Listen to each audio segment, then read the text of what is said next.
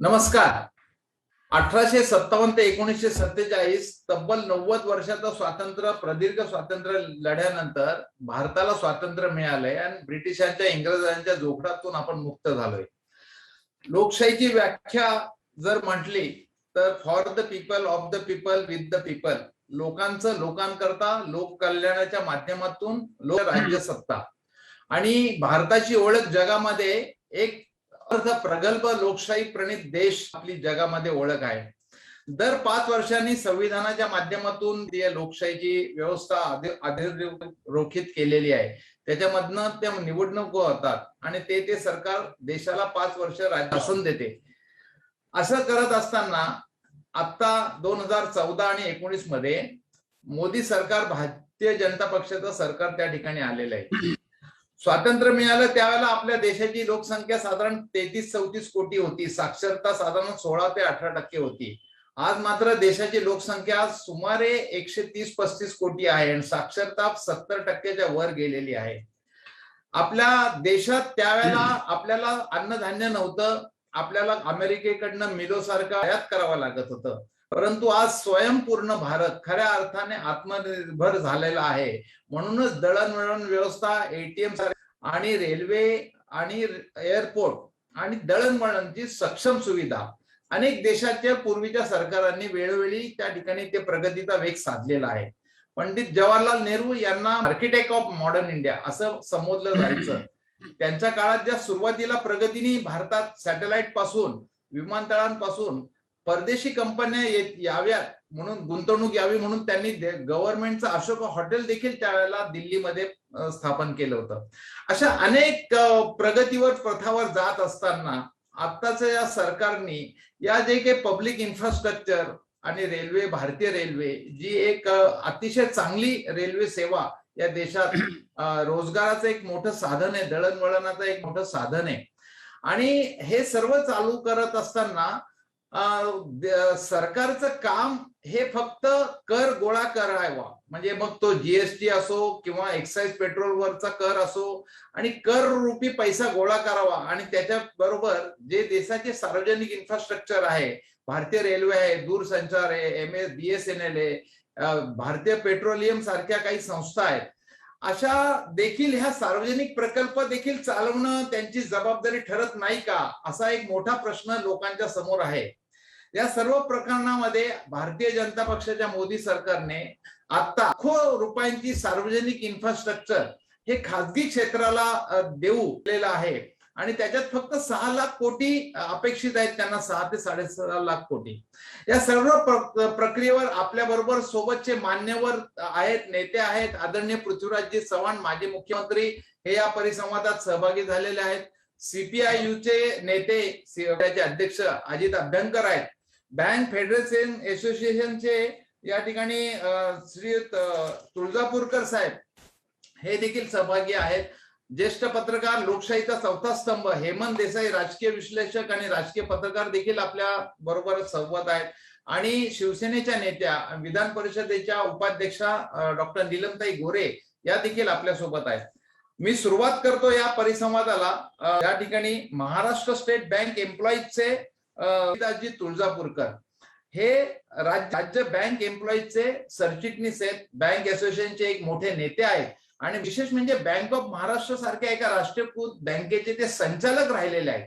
हे सर्व करत असताना इंदिराजींनी या देशाच्या हितासाठी, देशाच्या लोकांच्या, जनतेच्या मालकीचं करता बँकेचं राष्ट्रीयकरण केलं आणि सर्वसामान्य गरीबातल्या गरीब माणसाला जे बँकेचे दरवाजे उघडे केले, त्याला लोन मिळावं, त्याला कर्ज मिळावं, तो आपल्या पायावर उभा राहावा आणि खरा आत्मनिर्भर तो भारताचा एक नागरिक व्हावा, या उद्देशाने जे काही केलं त्यापेक्षा आता वेगळी वाटचाल काय चाललेली आहे याविषयी लोकांचं प्रबोधन व्हावं म्हणून राजीव गांधी स्मारक समितीने या ठिकाणी एक मोठा विषय जो आता या ठिकाणी काही दिवसांपूर्वी या सरकारने केला, त्यावेळी काँग्रेस नेते आदरणीय राहुलजी गांधी आणि पी चिदंबरम यांनी देखील काही पत्रकार परिषदेत प्रश्न उपस्थित केले. या सर्व प्रश्नांची उत्तर आपल्याला मान्यवर नेते या ठिकाणी देतील. आपण जरूर या ठिकाणी ऐकावं आणि त्याच्यानंतर सगळ्यात शेवटी काही निवडक प्रश्न पत्रकारांचे घेतले जातील. मी सुरुवातीला विनंती करतो तुळजापूरकर साहेब यांनी आपलं मनोगत या ठिकाणी व्यक्त करावं, यांनी आपले विचार व्यक्त करावे, मी त्यांना विनंती करतो. धन्यवाद.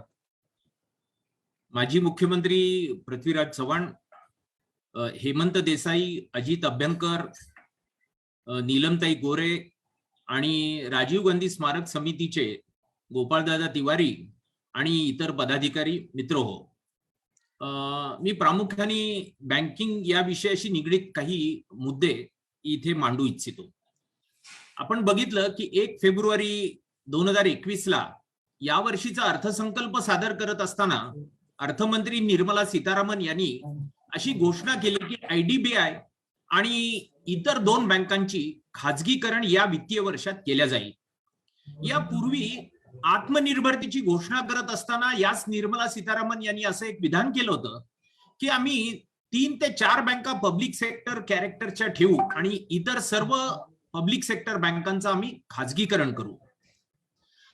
आणि हे करत असताना जो युक्तिवाद समोर मांडला जात होता तो हा बँकांना सतत तोटा होतोय आणि तो तोटा भरून काढण्यासाठी सरकारचा एक युक्तिवाद मांडला जात होता. हा खरं म्हणजे युक्तिवाद हा मुळातच फसवा आहे. पब्लिक सेक्टर बँकांचं या देशातल्या पहिल्यांदा आपण लक्षात घ्यायला पाहिजे. आज आता या प्रधानमंत्र्यांनी आपल्या हातात जेव्हा का या सत्ता हातात घेतली त्याच्यानंतर ताबडतोबीने त्यांनी जनधन नावाची एक योजना अनाउन्स केली. 15 ऑगस्ट मला वाटतं 2015 ला ती अनाउन्स केली. तो त्यांचा फ्लॅगशिप प्रोग्राम म्हणून सांगण्यात आला. खरं म्हणजे या पूर्वीच्या सरकारने फायनान्शियल इन्क्लुजनचा जो घेतलेला इनिशिएटिव्ह होता त्याचं सामांतर करून त्याला त्यांनी जनधन त्यांनी तो एक फ्लॅगशिप प्रोग्राम करून फोकस केले, इफर्ट्स केले. पण याच्या बरोबर खाती जी उघडली गेलेली आहे त्यातली 97% खाती ही पब्लिक सेक्टर बँकांनी उघडलेली आहेत. हे सोडता या सरकारने जे काही इनिशिएटिव्ह घेतलेले आहेत, मग अटल पेन्शन असो किंवा जीवन सुरक्षा योजना असो, काळामध्ये शेतकऱ्यांना 500 रुपये दरमहा 6 महिन्यानंतर ती पुढे एक्सटेंडेड वाटले, ती गरीब किसान 98% आहे. पेंडेमिक नंतर एक स्वनिधी नावाची योजना जी राबवली फेरीवाल्यांसाठी, त्यातही 98% वाटा पब्लिक सेक्टर बँकांचा आहे. साहजिकच एक प्रश्न हा निर्माण होतो की उद्या या जर पब्लिक सेक्टर बँकांचं प्रायव्हेटायझेशन केलं तर सरकार नेमकी या योजना कुठल्या माध्यमातून इम्प्लिमेंट करू पाहत आहे. आणि हे केवळ याशीच निगडीत नाहीये. तुम्ही जर बघितलं महाराष्ट्र राज्यामध्ये जी पीक कर्ज योजना राबवली जाते, महाराष्ट्र राज्यापुरता जर विचार केला तर 14 खाजगी बँकांनी एकत्रितपणे वाटलेली जी पीक कर्ज आहे त्याच्यापेक्षा 150% अधिक पीक कर्ज एकट्या स्टेट बँक ऑफ इंडियाने वाटलेली आहे. हे काय दर्शवतं की जिथे जिथे सामान्य माणसाची गरज आहे तिथे तिथे पब्लिक सेक्टर बँका उभ्या आहेत. म्हणजे आता सरकारने हा विचार करायला पाहिजे की आपल्याला अकाउंटिंग प्रॉफिट पाहिजे का सोशल प्रॉफिट पाहिजे. आणि जर सोशल प्रॉफिट आपल्याला हवं असेल तर पब्लिक सेक्टर बँकांना दुसरा कुठलाही पर्याय या देशामध्ये उपलब्ध नाही. प्रश्न एवढ्यापुरता मर्यादित नाही. मला असं वाटतं पब्लिक सेक्टर बँका यांचं जे कॅरेक्टर आहे की 1969 ला 14 मोठ्या बँकांचं राष्ट्रीयकरण हे इंदिरा गांधींनी केलं. हे इंदिरा गांधींनी केलं पण ते काही एकाएकी केलं असं त्याचा अर्थ नाहीये.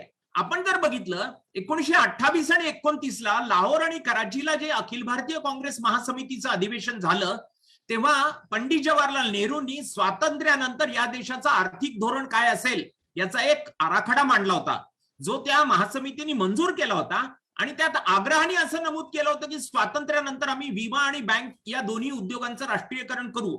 ही गोष्ट होती 1928-29 ची. 1947 ला देश स्वतंत्र झाला.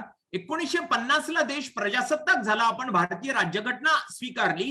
ज्या राज्यघटनेचं प्रिएम्बल, डायरेक्टिव्ह प्रिन्सिपल आणि फंडामेंटल राईट जर एकत्रितपणे वाचले तर आपल्याला हे लक्षात येईल की हा देश हे कल्याणकारी राजवट याचा उल्लेख आपण केलेला आहे. याला सोडता इथे फंडामेंटल राईट्स मध्ये equity which include social as also economic मग ही आर्थिक समता जर आणायची असेल तर कुठलं आर्थिक धोरण असलं पाहिजे? म्हणजे मला असं वाटतं केवळ इंदिरा गांधींनी बँकांचं राष्ट्रीयकरण केलं म्हणून मोदींनी आता ते राष्ट्रीयकरण खोडून काढायचं आणि त्याला काहीतरी बकवास आहे असं विधान करायचं, हे अत्यंत बेजबाबदारपणाचा आणि आताताईपणाचा निर्णय आहे. दुसरी गोष्ट की आज आता परवा निर्मला सीतारामन यांनी मुंबईमध्ये पब्लिक सेक्टर बँकांच्या चेअरमन्सची एक मीटिंग घेतली आणि त्या मीटिंगमध्ये आवर्जून असा उल्लेख केला की सर्व पब्लिक सेक्टर बँका आता प्रॉफिटमध्ये आहेत.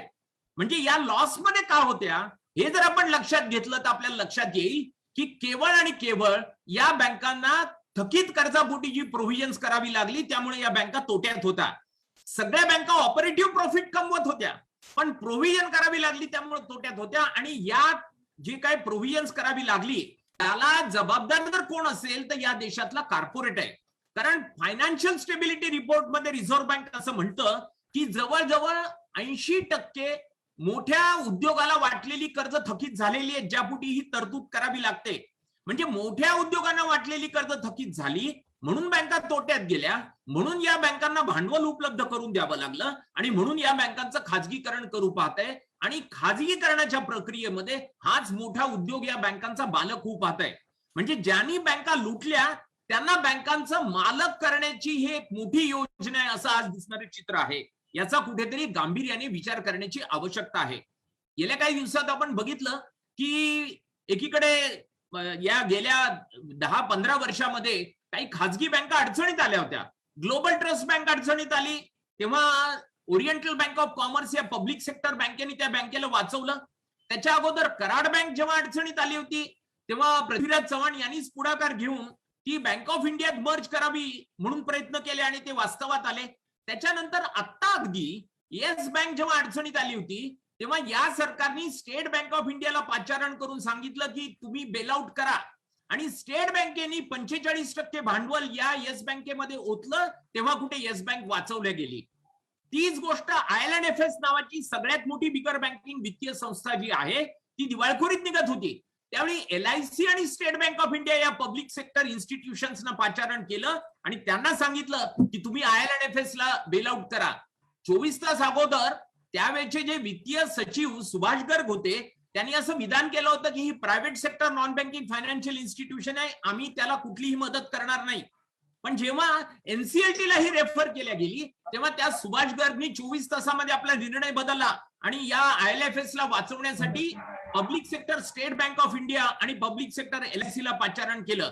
याचा अर्थ जेव्हा जेव्हा खाजगी क्षेत्र अडचणीत येतं तेव्हा तेव्हा सामान्य माणसाचं होणारं संभाव्य नुकसान टाळायचं असेल तर तिथे पब्लिक सेक्टरकडे सेव्हियर म्हणून बचाव म्हणून बघितलं जातं. आणि आता पब्लिक सेक्टर प्रॉफिट मध्ये आल्यानंतर जर त्यांचं प्रायव्हेटायझेशन केल्या जाणार असेल तर ते या देशातल्या जनतेच्या हिताचं नाही. अगदी या वर्षीच्या फर्स्ट क्वार्टर मध्ये कोल्हापूर बेस्ड एक प्रायव्हेट सेक्टर बँक आहे, ती बँक पहिल्या क्वार्टर मध्ये त्यांनी तोटा बुक केला. ऑपरेटिव्ह प्रॉफिट मध्ये होती पण नेट लॉस मध्ये गेली. का गेली हे जर तुम्ही बघितलं तर तुम्हाला असं आढळेल की क्रेडिट कार्ड मध्ये मोठ्या प्रमाणावर इंडेटेडनेस वाढलेला आहे. तसं मायक्रो क्रेडिट आणि नॉन बँकिंग फायनान्शियल इन्स्टिट्यूशन्स मध्ये मोठ्या प्रमाणावर कर्ज थकीत झाली, त्यापोटी तरतूद करावी लागली म्हणून ही खाजगी बँक अडचणीत आली. आणि आज या देशातल्या बँकिंग उद्योगामध्ये निर्माण झालेला जो पेच प्रसंग आहे त्याला एकीकडे कॉर्पोरेट जबाबदार आहेत, तसं या देशातल्या अर्थव्यवस्थेचं जे हँडलिंग झालेलं आहे ते अत्यंत चुकीच्या पद्धतीने झालेलं आहे. एकीकडे डिमॉनिटायझेशन झालं, त्याच्यानंतर GST आलं, त्याच्यानंतर आता करोना आला. आणि या करोना काळामध्ये जर तुम्ही बघितलं असेल की अनेक इकॉनॉमीचे सेक्टर्स अडचणीत आलेले आहेत, त्याचं रिफ्लेक्शन बँकिंग मध्ये उमटतंय. आज NBFCचा जो क्रायसिस आहे त्याचं रिफ्लेक्शन बँकांच्या थकीत कर्जात दिसतंय. आणि आता सरकार असं म्हणतं की बघा आमच्या काळात NPA कमी झाले, थकीत कर्ज कमी झाली. वास्तवात जाऊन जर तुम्ही बघितलं तर गेल्या 7 वर्षात म्हणजे या नरेंद्र मोदी राजवटीच्या काळामध्ये 7 लाख कोटी रुपये बँकांची थकीत कर्ज राईट ऑफ केलेली आहेत म्हणून NPAचं प्रमाण कमी झालेलं दिसतं. दुसरीकडे ज्या इन्सॉल्व्हन्सी आणि बँक्रप्सी कोडकडे किंवा ऍक्टकडे रामबाण उपाय म्हणून बघितल्या जात होता तिथे एकानंतर एक या रेफर केलेल्या अकाउंट मध्ये हेअरकट जो बँकांनी घेतलेला आहे तो कुठे 92%, कुठे 97%, कुठे 80% घेतलेला आहे. मोठ्या प्रमाणावर हेअरकट आणि सॅक्रिफाईस केला, त्यामुळं या बँकांमध्ये जी काय वसुली होऊ शकलेली ती वसुली झालेली आहे. पण मला असं वाटतं की एकूण जर या बँकांची आजची स्थिती बघितली तर आपल्या लक्षात येईल की कॉर्पोरेट जबाबदार आहेत, तसं या देशातले सत्ताधारी ज्यांनी चुकीच्या पद्धतीने या देशातली अर्थव्यवस्था हाताळली ते या गोष्टीला जबाबदार आहेत. त्यांना अकाउंटेबल आणि अन्सरेबल धरल्या गेलं पाहिजे, तर खऱ्या अर्थाने या बँकांना कारण काय हे आपल्या लक्षात येईल. तसं दुसरीही एक गोष्ट लक्षात घेतली पाहिजे की भारताच्या विकासाचा जो आज आपण टप्पा आहे तो टप्पा जर बघितला तर या देशात अजून गरिबी आहे, या देशात दारिद्र्य आहे, या देशामध्ये बेरोजगारी आहे. आणि हे प्रश्न जर ऍड्रेस करायचे असले तर या देशातलं बँकिंग पब्लिक सेक्टरमध्ये राहिलं पाहिजे, तर आणि तरच हे प्रश्न ऍड्रेस केल्या जाऊ शकतात. याचं भान जर ठेवलं तर या देशातल्या बँकिंग उद्योगाचं पब्लिक सेक्टर कॅरेक्टर अबाधित राहिलं पाहिजे. म्हणजे बँका या सार्वजनिक उद्योगाच्या मालकीच्या असल्या पाहिजेत, तर आणि तरच या आजच्या परिस्थितीमध्ये या अर्थव्यवस्थेला वाचवलं जाईल. आम्ही बँक कर्मचारी संघटना म्हणून गेले काही दिवस बँक खाजगीकरणाच्या विरोधामध्ये मोहीम राबवतोय. आमची एकच स्लोगन आहे, people's money for people's welfare.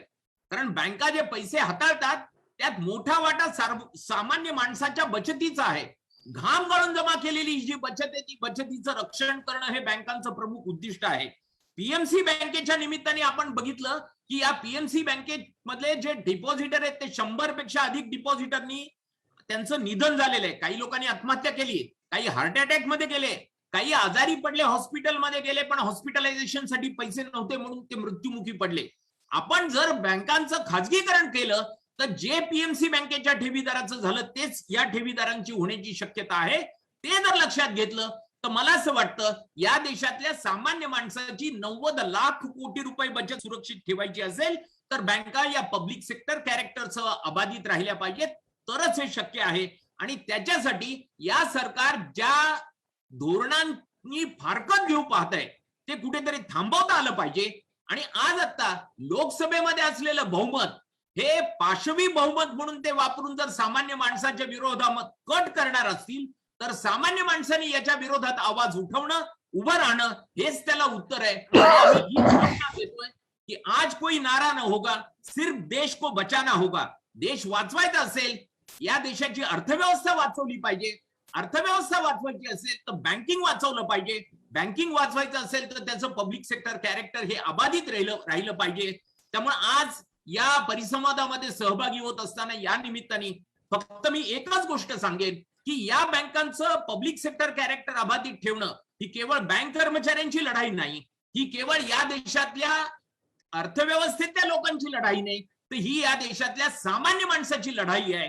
आणि या सामान्य माणसाला जागं करणं यात राजीव गांधी स्मारक समिती सारख्या समितीने घेतलेला पुढाकार निश्चितच कौतुकास्पद आहे. आणि याच पद्धतीने आपल्याला एक वातावरण निर्माण करावं लागेल जेव्हा लोकशाहीतल्या लोकसभेतल्या खासदारांना असं वाटतं की आम्ही हव्या त्या गोष्टी बुलडोज करू शकतो, तेव्हा सामान्य माणसाला ती लोकसभा आणि तिथले खासदार हे अकाउंटेबल अन्सरेबल आहेत याची जाणीव त्यांना करून दिली पाहिजे आणि जमिनी पातळीवर एक वास्तव निर्माण केलं पाहिजे. तर मला खात्री आहे की या बँकांचं पब्लिक सेक्टर कॅरेक्टर हे अबाधित राहील. या निवेदनासह मी माझं वक्तव्य इथेच थांबवतो. धन्यवाद. धन्यवाद देवीदासजी. आपण अतिशय ज्वलंत परिस्थिती या सगळ्यांच्या समोर मांडली आहे. एक बँकेचे कर्मचारी ते बँक ऑफ महाराष्ट्र सारख्या राष्ट्रीयकृत बँकेचे संचालक, म्हणजे कर्मचारी ते व्यवस्थापन मधला प्रदीर्घ अनुभव आणि आपले ज्वलंत बोल या ठिकाणी मला असं वाटतं या राज्यकर्त्यांना ते मार्गदर्शक ठरो.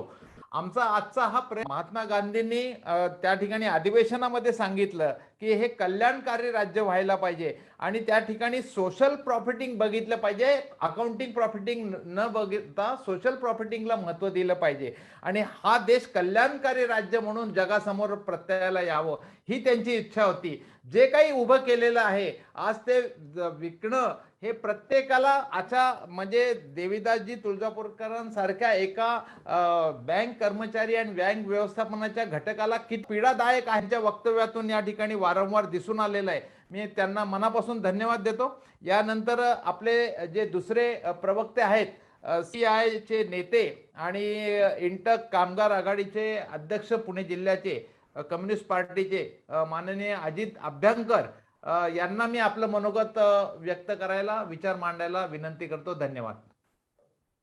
आपल्या या परिसंवादाच्या अध्यक्षा, आमच्या चळवळीतल्या सहकारी आणि आपल्या विधान परिषदेतल्या नेत्या आणि ज्येष्ठ सामाजिक कार्यकर्त्या, शिवसेना नेत्या नीलमताई गोरे, महाराष्ट्राचे माजी मुख्यमंत्री पृथ्वीराजजी चव्हाण, माझ्याबरोबर आता चळवळीमध्ये जे नेहमीच असतात रस्त्यावरती ते देवीदास तुळजापूरकर, माझे शाळेतले मित्र आणि पत्रकार मित्र हेमंत देसाई, आणि आमचे पेठेतले मित्र आणि खूपच आमची दोस्ती असलेले गोपाळ तिवारीजी आणि अन्य सर्व मान्यवर इथे जे पदाधिकारी उपस्थित आहेत ते सर्व. आता आपले बरेच वक्ते आहेत त्याच्यामुळे मी प्रास्ताविकात वेळ घालवत नाही. मी सुरुवात करतो की आता नॅशनल पाईपलाईन या नावाने एक पाईपलाईन या सरकारने टाकायला सुरुवात केलेली आहे. ही पाईपलाईन कशाची आहे? पाईपलाईन तर ही पाईपलाईन भारतामध्ये सरकारच्या म्हणजे सध्या केंद्र सरकारच्या ज्या काही सार्वजनिक उपक्रम आहेत आणि ज्या मालमत्ता आहेत त्या मालमत्तांचं चलनीकरण किंवा त्याचं मॉनिटायझेशन, त्याचं पैशामध्ये रूपांतर करणं हा एक शब्द आहे. त्याचा स्पष्ट अर्थ असा आहे की त्या खाजगी व्यक्तींना म्हणजेच त्यांच्या जो त्यांचा क्रॉनी कॅपिटलिझम ज्याला म्हणतात, ही चेला चपाट्यांची भांडवलशाही किंवा दलालांची भांडवलशाही असं ज्याला स्वरूप आता येत चाललेलं आहे, त्या त्यांच्या परिवाराला, त्यांचा परिवारवादाला विरोध आहे, पण त्यांचा अदानी अंबानी यांचा परिवार कायम ठेवायला मात्र अगदी पूर्ण पाठिंबा आहे. म्हणजे ते त्यांचा परिवार फक्त अदानी अंबानी यांचाच ते मानत असल्यामुळे त्या परिवारातल्या लोकांना या सगळ्या ऍसेट्स सार्वजनिक क्षेत्रातल्या देण्याची एक महायोजना ही आता काढलेली आहे. आणि तिथपासून आपण सुरुवात करूया. वेळ कमी असल्यामुळे मी खूप इतिहासात वगैरे जाणार नाही, परंतु ही योजना मांडत असताना त्यांनी त्याच्यातनं काय आउटकम आहे त्यांनी असं सांगितलंय की बाकीच्या क्षेत्रामध्ये सगळे जे सार्वजनिक क्षेत्र आहे ते खाजगी केलं जाईल. 1-1.5 वर्षापूर्वी त्याची घोषणा झालेली आहे. प्रत्येक क्षेत्रामध्ये कमीत कमी एक जिथं सार्वजनिक क्षेत्रातल्या कंपन्या आहेत आणि जास्तीत जास्त 4 एवढी पब्लिक सेक्टर युनिट्स ठेवली जातील, बाकी सगळी खाजगी केली जातील. आणि आता तर सगळ्या ऍसेट्स ज्या आहेत त्या ऍसेट्सचं मॉनिटायझेशनची योजना त्यांनी जाहीर केली. आता त्याच्यामधून पैसे मिळणार किती? तर 6 लाख कोटी एकूण, आणि त्यातले एका वर्षामध्ये काहीतरी 1-1.5 लाख कोटी मिळतील असा त्यांचा अंदाज आहे. आता केंद्र सरकारचं हे सगळे आकडे जे आहेत ते आकडे 1 लाख कोटी म्हणलं काय, 10 लाख कोटी म्हणलं काय, याचा कुठेतरी रिलेशन मध्ये त्याचा अर्थ लावला तर त्याचं महत्व किंवा काय जे आहे कमी जास्त ते आपल्याला त्याचं मूल्यमापन करता येईल. अशात की आपल्या देशाचं जे अंदाजपत्रक आहे त्यातला एकूण खर्च 34 लाख कोटी रुपयाचा आहे आणि आपलं राष्ट्रीय उत्पन्न आहे साधारणपणे 125 लाख कोटी किंवा म्हणजे 150 लाख कोटी असं जर समजलं तर त्याच्यामध्ये केंद्र सरकारचे जे कर आहेत, टोटल केंद्र सरकार जे कर वसुली करतं ते साधारणपणे 15 ते 16 लाख कोटी किंवा आता थोडीशी वाढली असेल 17 लाख कोटी पर्यंत आहे. म्हणजे 11% साधारण त्यांचे आहे. तर यापैकी यामध्ये सगळी जी भर पडणार आहे पडून एका वर्षामध्ये ती 1 लाख ते 1.25 लाख कोटीची आहे आणि संपूर्ण कालावधीमध्ये काय 4-5 वर्ष ते म्हणते ती 6 लाख कोटीची. म्हणजे एवढं उत्पन्न आमचं वाढेल आणि त्याचा उपयोग आम्हाला सार्वजनिक खर्चासाठी होईल असा जो काही एक कल्पना विस्तार त्यांनी केलेला आहे, हा सगळा कल्पना विस्ताराचं समर्थन करण्यासाठी त्यांनी जे काही एक चेहरा, एक मुखवटा घेतलेला आहे तो एवढ्या पैशांसाठीचा आहे. म्हणजे याचा जर तुम्ही अर्थ पाहिलात तर याचा अर्थ लक्षात येईल की संपूर्ण 1 वर्षाचं अंदाजपत्रक जेवढं असतं त्याच्या 1/5 पैसे 5 वर्षामध्ये मिळण्यासाठी ते केंद्र सरकारच्या सार्वजनिक उपक्रमातल्या ज्या आता फारशा वापरात नाहीत, कमी वापरात आहेत अशा प्रकारच्या सर्व ऍसेट्स या खाजगी क्षेत्राच्या घशात घालतात. आता वापरात नाहीत त्या हे बोलण्याचा भाग आहे. आता उदाहरणार्थ BSNL घ्या. आता BSNL या सरकारने ठरवून नियोजनबद्ध पद्धतीने ती आजारी पाडली आणि ते आजारी पाडली. 80% लोकांना VRS घेणं जवळजवळ भाग पाडलं आणि त्याच्यामधून BSNLच्या शहरामध्ये असलेल्या अगदी मोक्याच्या जागी असलेल्या आता जमिनी या अधिकृतरित्या या रिलायन्स किंवा अदानी किंवा त्यांचे जे काही चेले चपाटे असतील त्यांच्या घशात देण्याची ही सर्व योजना हे BSNLने नाव घेतलं. तीच गोष्ट डिफेन्सची आहे, तीच गोष्ट आता पुण्यामध्ये जर तुम्ही आलात तर तुम्हाला दिसेल की डिफेन्स लँड हे म्हणजे पुणे शहराचं फुफ्फुस आहे आणि त्याचप्रमाणे नदीचं पात्र सुद्धा पुणे शहराचं फुफ्फुस आहे. उद्या ह्या फुफ्फुसाचेच तुकडे करून ते खासगी क्षेत्राला दिले जाणार आहेत. म्हणजे त्याचा पर्यावरणावरती सगळ्यावरती म्हणजे इतके विपरीत परिणाम आहेत. आर्थिक तर झालेच, पण इतर सुद्धा. आणि सगळं कशा करता, तर इतक्या अल्प गोष्टी करता की एखाद्या घरामध्ये जर कोणी असा निर्णय घेतला की आपल्या घरामध्ये 2-4 दिवसाचं धान्य घेण्यासाठी म्हणून आपण घरातलं जे फर्निचर आहे ते विकून टाकू किंवा घरातलं जुनं सिल्वर आहे ते विकून टाकू, इतक्या भीषण प्रकारची योजना आहे. कारण त्या योजनेमागचे जे उद्देश आहेत ते उद्देश अगदीच दूषित अशा प्रकारचे उद्देश आहेत आणि ते अनेकदा त्यांचे दिसून आलेले आहेत. आता ते त्यांच्या व्यवहारामधून दिसून आलेले आहेत. आता मी याच्यामध्ये थोडासा दाखला देईन. या सरकारच्या बद्दल बोलावं तेवढं कोळसा शेवटी काळा किती उगाळायचा हा प्रश्न आहे. लोकांसमोर काही मांडण्यासाठी म्हणून मी मुद्दे हे बोलतो आहे विशेषतः. तर लोकांच्या समोर आपण हे मांडलं पाहिजे की हे सरकार घटना आता मानत नाही.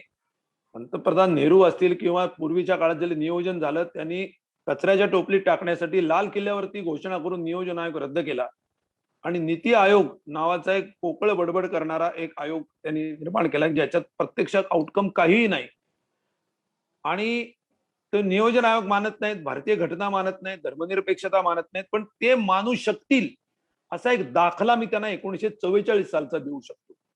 कारण हे लोक फक्त उद्योगपती काय म्हणले त्यांच्या सध्या तर म्हणजे त्यांच्या वर्तुळातली एवढंच मानतात. पण 1944 साली भारतातल्या उद्योगपतींनी एकत्र येऊन एक बॉम्बे प्लॅन नावाचा एक प्लॅन तयार केला होता. म्हणजे भारताचं स्वातंत्र्य आता टप्प्यामध्ये आहे नजरेच्या. त्यामुळे आता जे सरकार येईल त्यांनी कुठलं आर्थिक धोरण घ्यावं, काय प्रकारची उद्योग नीती अवलंबावी याच्याबद्दल काही एक निश्चित असे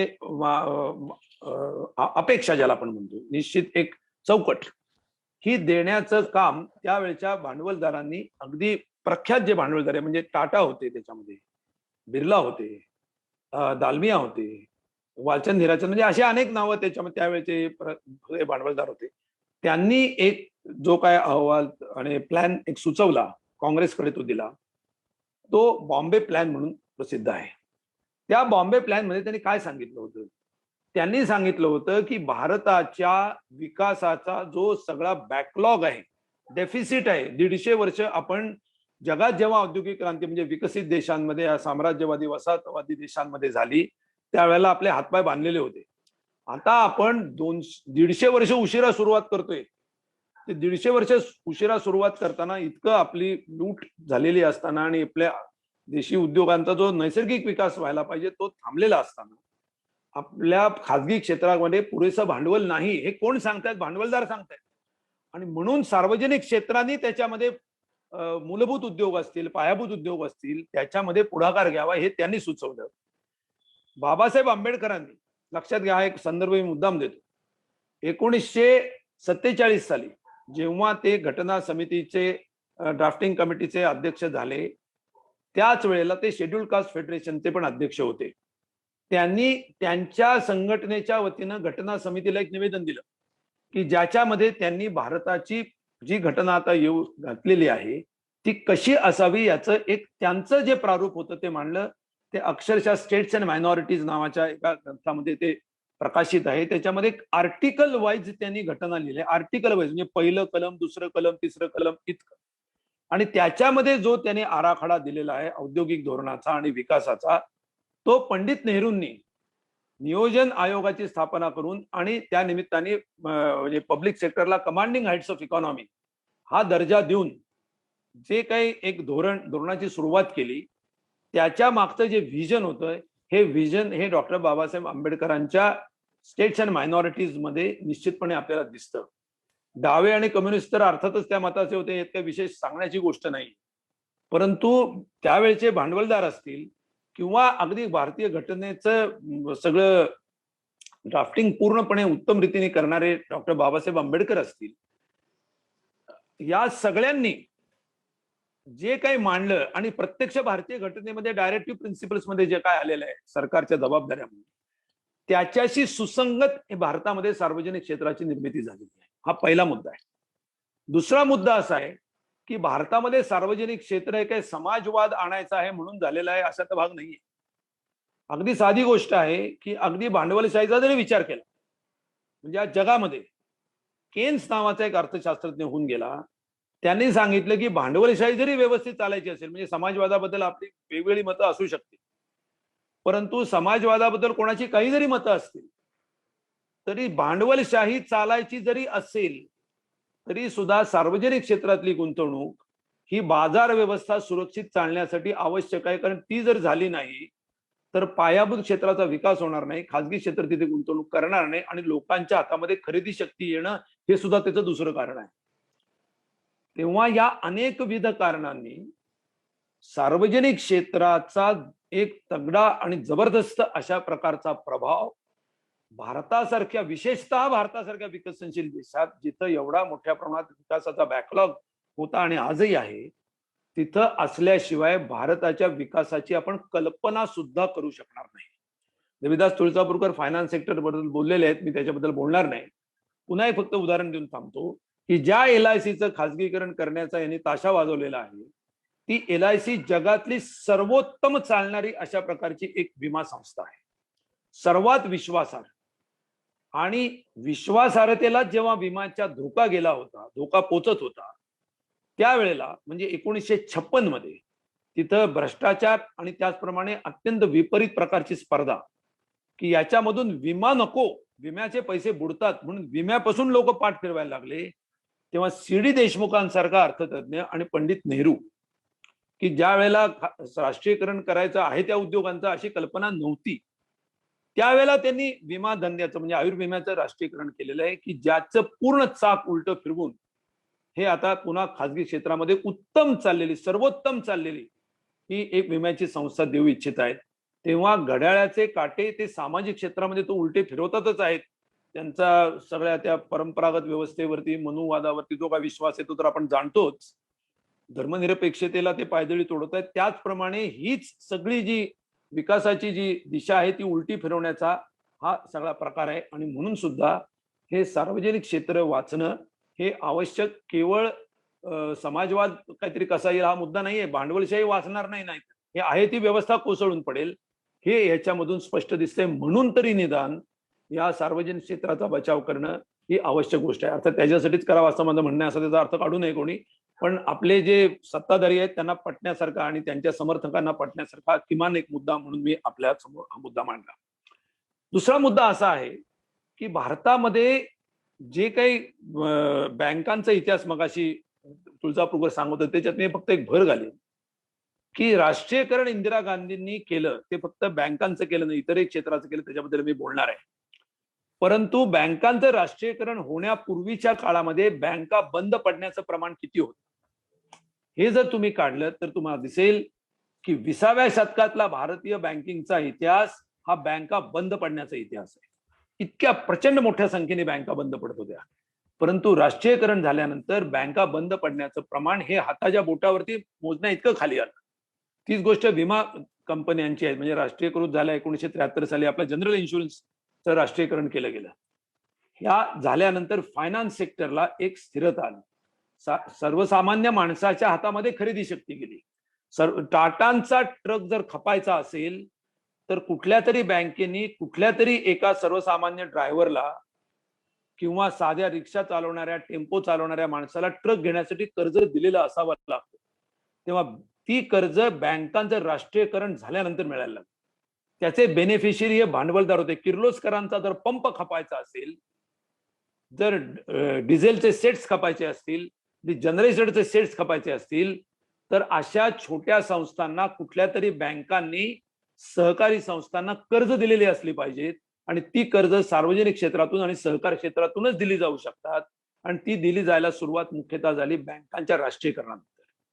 सरकारला जर विकासाचे मोठे प्रकल्प करायचे असतील तर त्याच्यासाठी जे सेव्हिंग लागतं ते मोठ्या प्रमाणात सेव्हिंग जे मोबिलाइज होतं ते विमा कंपन्यांच्या मार्फत होतं आणि ते पैसे MIDC मध्ये असतील, इलेक्ट्रिसिटी बोर्ड्स असतील, यांच्याकडे त्यांचे रोखे विकत घेणं असेल, त्यांना कर्ज देणं असेल किंवा सरकारचे विकासाचे रोखे विकत घेणं असेल, हे काम इन्शुरन्स सेक्टरने मोठ्या प्रमाणात केलेलं आहे.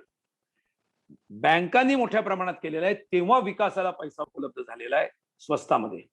आणि याच्यामध्ये लोकांचं नुकसान झालेलं नाही, जनतेचं ठेवीदारांचं अजिबात नुकसान झालेलं नाही, उलट त्यांचा फायदाच झालेला आहे. तेव्हा आपण हे लक्षात घेतलं पाहिजे की कुठलाही सार्वजनिक क्षेत्रात काही चुकीच्या गोष्टी झाल्या का नाही, नक्कीच झाल्या, तेही निश्चितपणे आपण बोललं पाहिजे. आपण सार्वजनिक क्षेत्राची महती सांगणं अत्यंत आवश्यक आहे, परंतु त्याचबरोबर सार्वजनिक क्षेत्रामध्ये भ्रष्टाचार झाला का नाही, नक्की झाला. वेस्टेज झाला का नाही, नक्की झाला.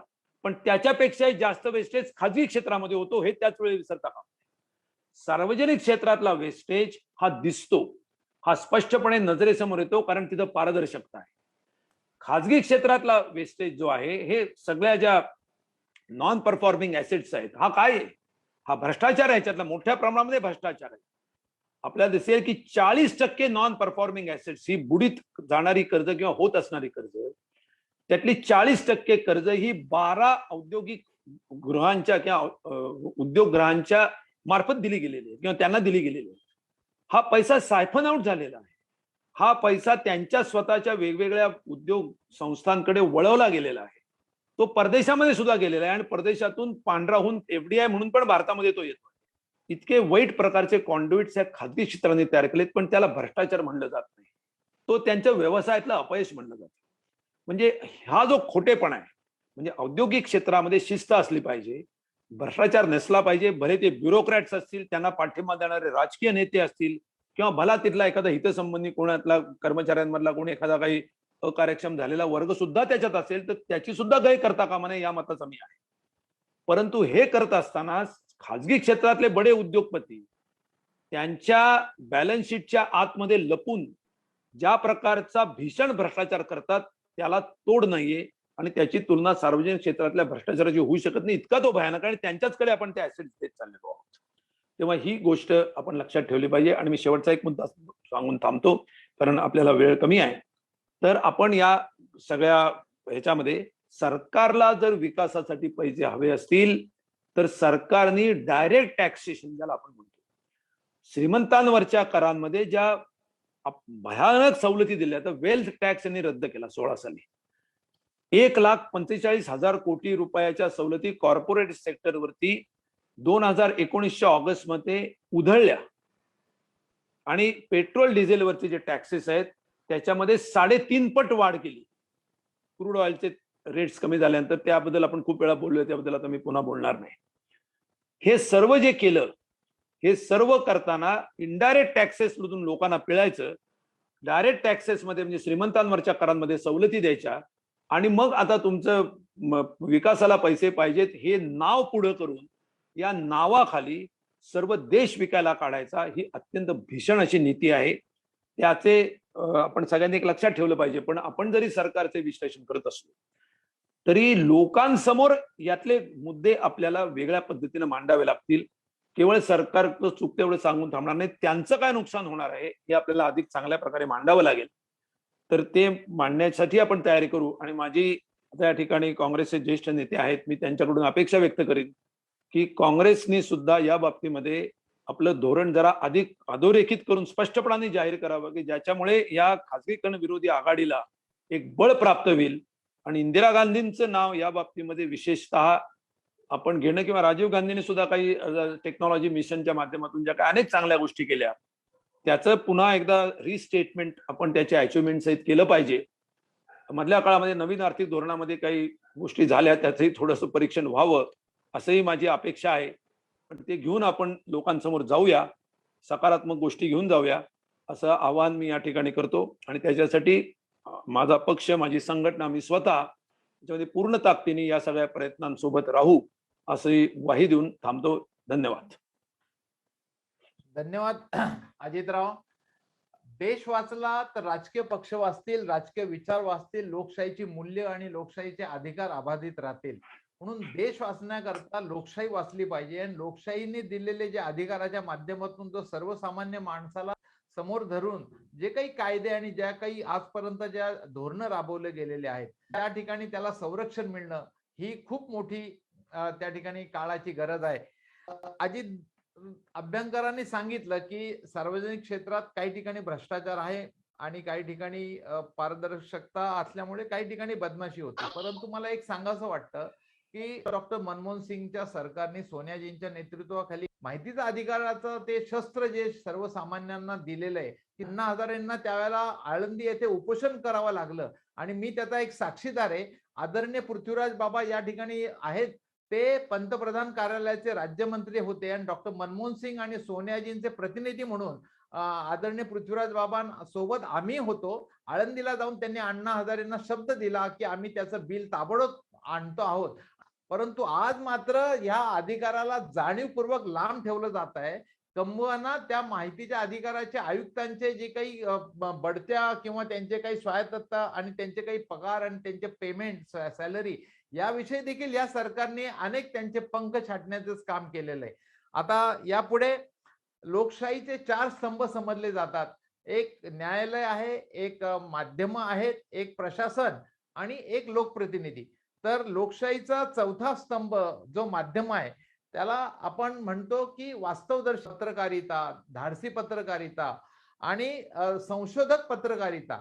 याचं मूर्तिमंत उदाहरण म्हणजे कुठल्याही पक्षाचा अभिनिवेश न बाळगता माननीय हेमंतजी देसाई हे राजकीय विश्लेषक आहेत. मठामध्ये अनेक वर्ष त्यांनी संपादक म्हणून काम केलेले एक ज्येष्ठ जागरूक पत्रकार आहेत आणि मला सांगायला आनंद व अभिमान वाटतो राजीव गांधी स्मारक समितीचे आदरणीय पृथ्वीराज बाबा आमचे चीफ पेट्रन आहेत. त्यांच्या मार्गदर्शनाखाली आमच्या समितीचं काम चालतं. तसेच मुनगेकरांसोबत हेमंत देसाई देखील आमचे पेट्रन आहेत. मी या पुढचे त्यांना त्यांचे विचार त्यांनी व्यक्त करावेत अशी त्यांना मी विनंती करतो. धन्यवाद. तर माननीय पृथ्वीराज चव्हाण, नीलमताई, देवीदासजी तुळजापूरकर आणि माझे मित्र अजित अभ्यंकर आणि गोपाळदादा तिवारी यांचा उल्लेख करून मी आता माझ्या भाषणाला सुरुवात करतो. त्यामध्ये एक दुरुस्ती सुचवतो की परिचय करून देताना अजित अभ्यंकर हे सीपीआयचे नेते म्हणून सांगितलं गेलं. ते सीपीएमचे नेते आहेत. या दोन्ही पक्षांनी एकत्र यावं अशी आपली सगळ्यांची इच्छा असली तरी ते मला वाटतं अजून किती वर्ष होईल मला माहिती नाही, त्याला लागते. आता मूळ विषयाकडे येतो. पंतप्रधान नरेंद्र मोदी यांनी या नॅशनल इन्फ्रास्ट्रक्चर पाईपलाईनच्या संबंधी उहापोह करताना एका औद्योगिक संघटनेच्या प्लॅटफॉर्मवर असं सांगितलं की बिझनेस करणं हा सरकारचा बिझनेस नाहीये. शाब्दिक करामती करण्यामध्ये मला वाटतं त्यांना आंतरराष्ट्रीय पुरस्कार मिळू शकतो. त्या पद्धतीने त्यांना अशा प्रकारचे वाक्य, टाळीखाऊ वाक्य म्हणण्यामध्ये त्यांना खूप आनंद होतो. त्या पद्धतीने त्यांनी हे वाक्य उच्चारलं. आता त्यांचं असं म्हणणं आहे की नेहरूंच्या काळामध्ये ज्या काही गोष्टी घडल्या आता 50-60 वर्षानंतर त्या तशाच आपण स्वीकारल्या पाहिजेत असं नाही. त्यामध्ये बदल केला पाहिजे आणि जे प्रशासक आहेत, जे नोकरशाह आहेत, ज्यांचं काम, जे अतिशय हुशार आहेत आणि ज्यांचं काम हे अनेक कल्याणकारी योजना राबवणं हे आहे, त्यामध्ये ते माहीर आहेत. त्यांना याच्यामधलं कौशल्य त्याच्यामध्ये नाही की बिझनेस करण्याचं कौशल्य त्यांच्याकडे नाही. त्यामुळे त्यांना अडचणीत तुम्ही का टाकता? आणि जर असं झालं तर हा जो काही बिझनेस आहे तो सरकार नीट करू शकणार नाही आणि सरकारचे रिसोर्सेस जे आहेत ते वाया जातील. जे वाचले तर त्याच्यामधनं चांगली कामं होऊ शकतील असं त्यांनी युक्तिवाद केला. आता ठीक आहे, हा युक्तिवाद म्हणजे जुन्या गोष्टी तशाच्या तशा शेवटपर्यंत तशाच पद्धतीने अंमलात आणल्या पाहिजेत असं नाही, हे कबूल आहे, मान्य आहे. पण माझं म्हणणं असं आहे की हे जे आर्ग्युमेंट आहे जे सरसकटपणे केलं की बिझनेस करणं हा सरकारचा बिझनेस नाही, तर माझ्या मते की काही क्षेत्रामधले काही बिझनेसेस सरकारने अतिशय उत्तम चालवले. मी तुम्हाला एक उदाहरण सांगतो की जी मी अतिशय जवळ अनेक गोष्टी बघितल्या की उदाहरणार्थ तर सिकॉम सारखी संस्था जी अजूनही आहे किंवा MSFC सारखी संस्था जी अतिशय छोट्या छोट्या उद्योगांना फायनान्स पुरवायची, वर्किंग कॅपिटल पुरवायची, फिक्स कॅपिटल साठी त्यांना टर्म लोन पुरवायची, ही जी अशा ज्या संस्था होत्या त्या उत्तम चालू होत्या आणि त्या संस्था असल्यामुळे महाराष्ट्रामध्ये औद्योगिक पाया निर्माण झाला, त्याचा विस्तार होऊ शकला. किंवा MIDC घ्या आपण, तर ह्या जो बिझनेस आहे औद्योगिक इन्फ्रास्ट्रक्चर निर्माण करण्याचा, उद्योगधंद्यांना मदत करण्याचा, हा उत्तम प्रकारे महाराष्ट्रामध्ये चालू होता. दुसरी उदाहरणं सांगता येतील. आजही पॉवर ग्रिड कॉर्पोरेशन आहे, रुरल इलेक्ट्रिफिकेशन सारखी कंपनी आहे, या कंपन्यामध्ये शेअर बाजारामध्ये सुद्धा त्यांना, आता त्यांना नवरत्न कंपन्या म्हणतात. त्या नवरत्न कंपन्यांची व्याख्या काय आहे की ज्याच्यामध्ये नेटवर्थ मधनं त्यांना 15% तरी ज्यांना रिटर्न मिळवतात, अशा कंपन्या आहेत ना. कंटेनर कॉर्पोरेशन आहे. माझ्याकडे मी एक लिस्टच काढली की म्हणजे ज्या नवरत्न कंपन्या म्हणून मान्यता प्राप्त होत्या आणि आहेत. BHEL सारखी company, container corporation, engineers India, Hindustan aeronautics, महानगर टेलिफोन निगम आपल्याला माहिती आहे, नॅल्को सारखी आहे, national building construction, India power finance, oil India, rural electrification, shipping corporation, national mineral development corporation, या ज्या नवरत्न कंपन्या होत्या ज्या अतिशय उत्तम चाललेल्या होत्या. या कंपन्या कोण चालवत होतं? सरकारच चालवत होते ना. आता या सगळ्या बाबतीत आपल्याला म्हणायला लागेल की सगळ्या कंपन्या सरकारने चांगल्या चालवतात तर बिलकुल नाही. अनेक कंपन्या सरकारने खड्ड्यात घातल्या आणि ज्याच्यामधलं एक महत्वाचं कारण होतं ते असे की त्या सरकारी कंपन्यांवर जे देखरेख ठेवणारे जे डिपार्टमेंट्स होती त्यांनी त्याच्यामध्ये जास्त इंटरफिअरन्स केला, त्यांना स्वायत्तता दिली नाही, अशा अनेक गोष्टी घडल्या. ऑटोनॉमी जी मॅनेजमेंट बाबत द्यायला पाहिजे दिली गेली नाही. त्यामुळे या चुका आपल्याला मान्यच कराव्या लागतील. पण याचा अर्थ सरकारला कंपन्या चालवता येत नाहीत, बिझनेस करता येत नाही असं बिलकुल नव्हे. हे पूर्णपणे चुकीचं आहे. हे एक आर्ग्युमेंट चुकीचं आहे, हे मला महत्वाचा मुद्दा म्हणून सांगायचं. दुसरी गोष्ट, सरकारी क्षेत्र का लागतं काही बाबतीत. आता उदाहरणार्थ आपले कोकणचं जे शिरोभूषण आहेत, सध्या त्यांचा दौरा चालू आहे कोकणामध्ये, ते काय सांगतायत की तुम्ही छोटे छोटे उद्योगधंदे करा, आम्ही कर्ज देऊ तुम्हाला. आता कशाच्या बळावरती जीवावरती सांगतायत आम्ही कर्ज देऊ? सरकारी बँका आहेत म्हणून सरकारी बँकांमार्फत ही कर्ज दिली जातात. आता ही सरकारी बँकांचं पूर्ण खाजगीकरण झालं तर त्यांना अशा प्रकारची घोषणा करता येईल का? किंवा जनधन खाती आहेत, जनधन खाती जी या क्षेत्रामध्ये आहेत, मुख्यतः पब्लिक सेक्टरमध्येच आहेत, ती त्या खात्यांमध्ये पैसा ट्रान्सफर करता आला असता का? त्यामुळे मुख्य मुद्दा माझा असा आहे की पब्लिक सेक्टरला सरसकटपणे त्याची बदनामी करणं, त्याने आतापर्यंत जे काही कर्तृत्व केलं ते नाकारणं, शिवाय स्ट्रॅटेजिक क्षेत्राची डेफिनेशन बदलायची, संरक्षण क्षेत्रामध्ये सुद्धा फॉरेन इन्व्हेस्टमेंट आणायची, आपल्याला हवी ती क्षेत्र जी ती नॉन स्ट्रॅटेजिक मध्ये टाकायची आणि त्यांचं खाजगीकरण करण्याचा मार्ग पूर्णपणे ओपन करायचा. ही पद्धत आहे. आता समजा हे खाजगीकरण, हे आता जो तो नॅशनल पाईपलाईनचं जे पद्धत आहे ते आता आर्ग्युमेंट अमिताभ कांत जे वादग्रस्त वक्तव्य त्यांनी अनेक केलेली आहेत.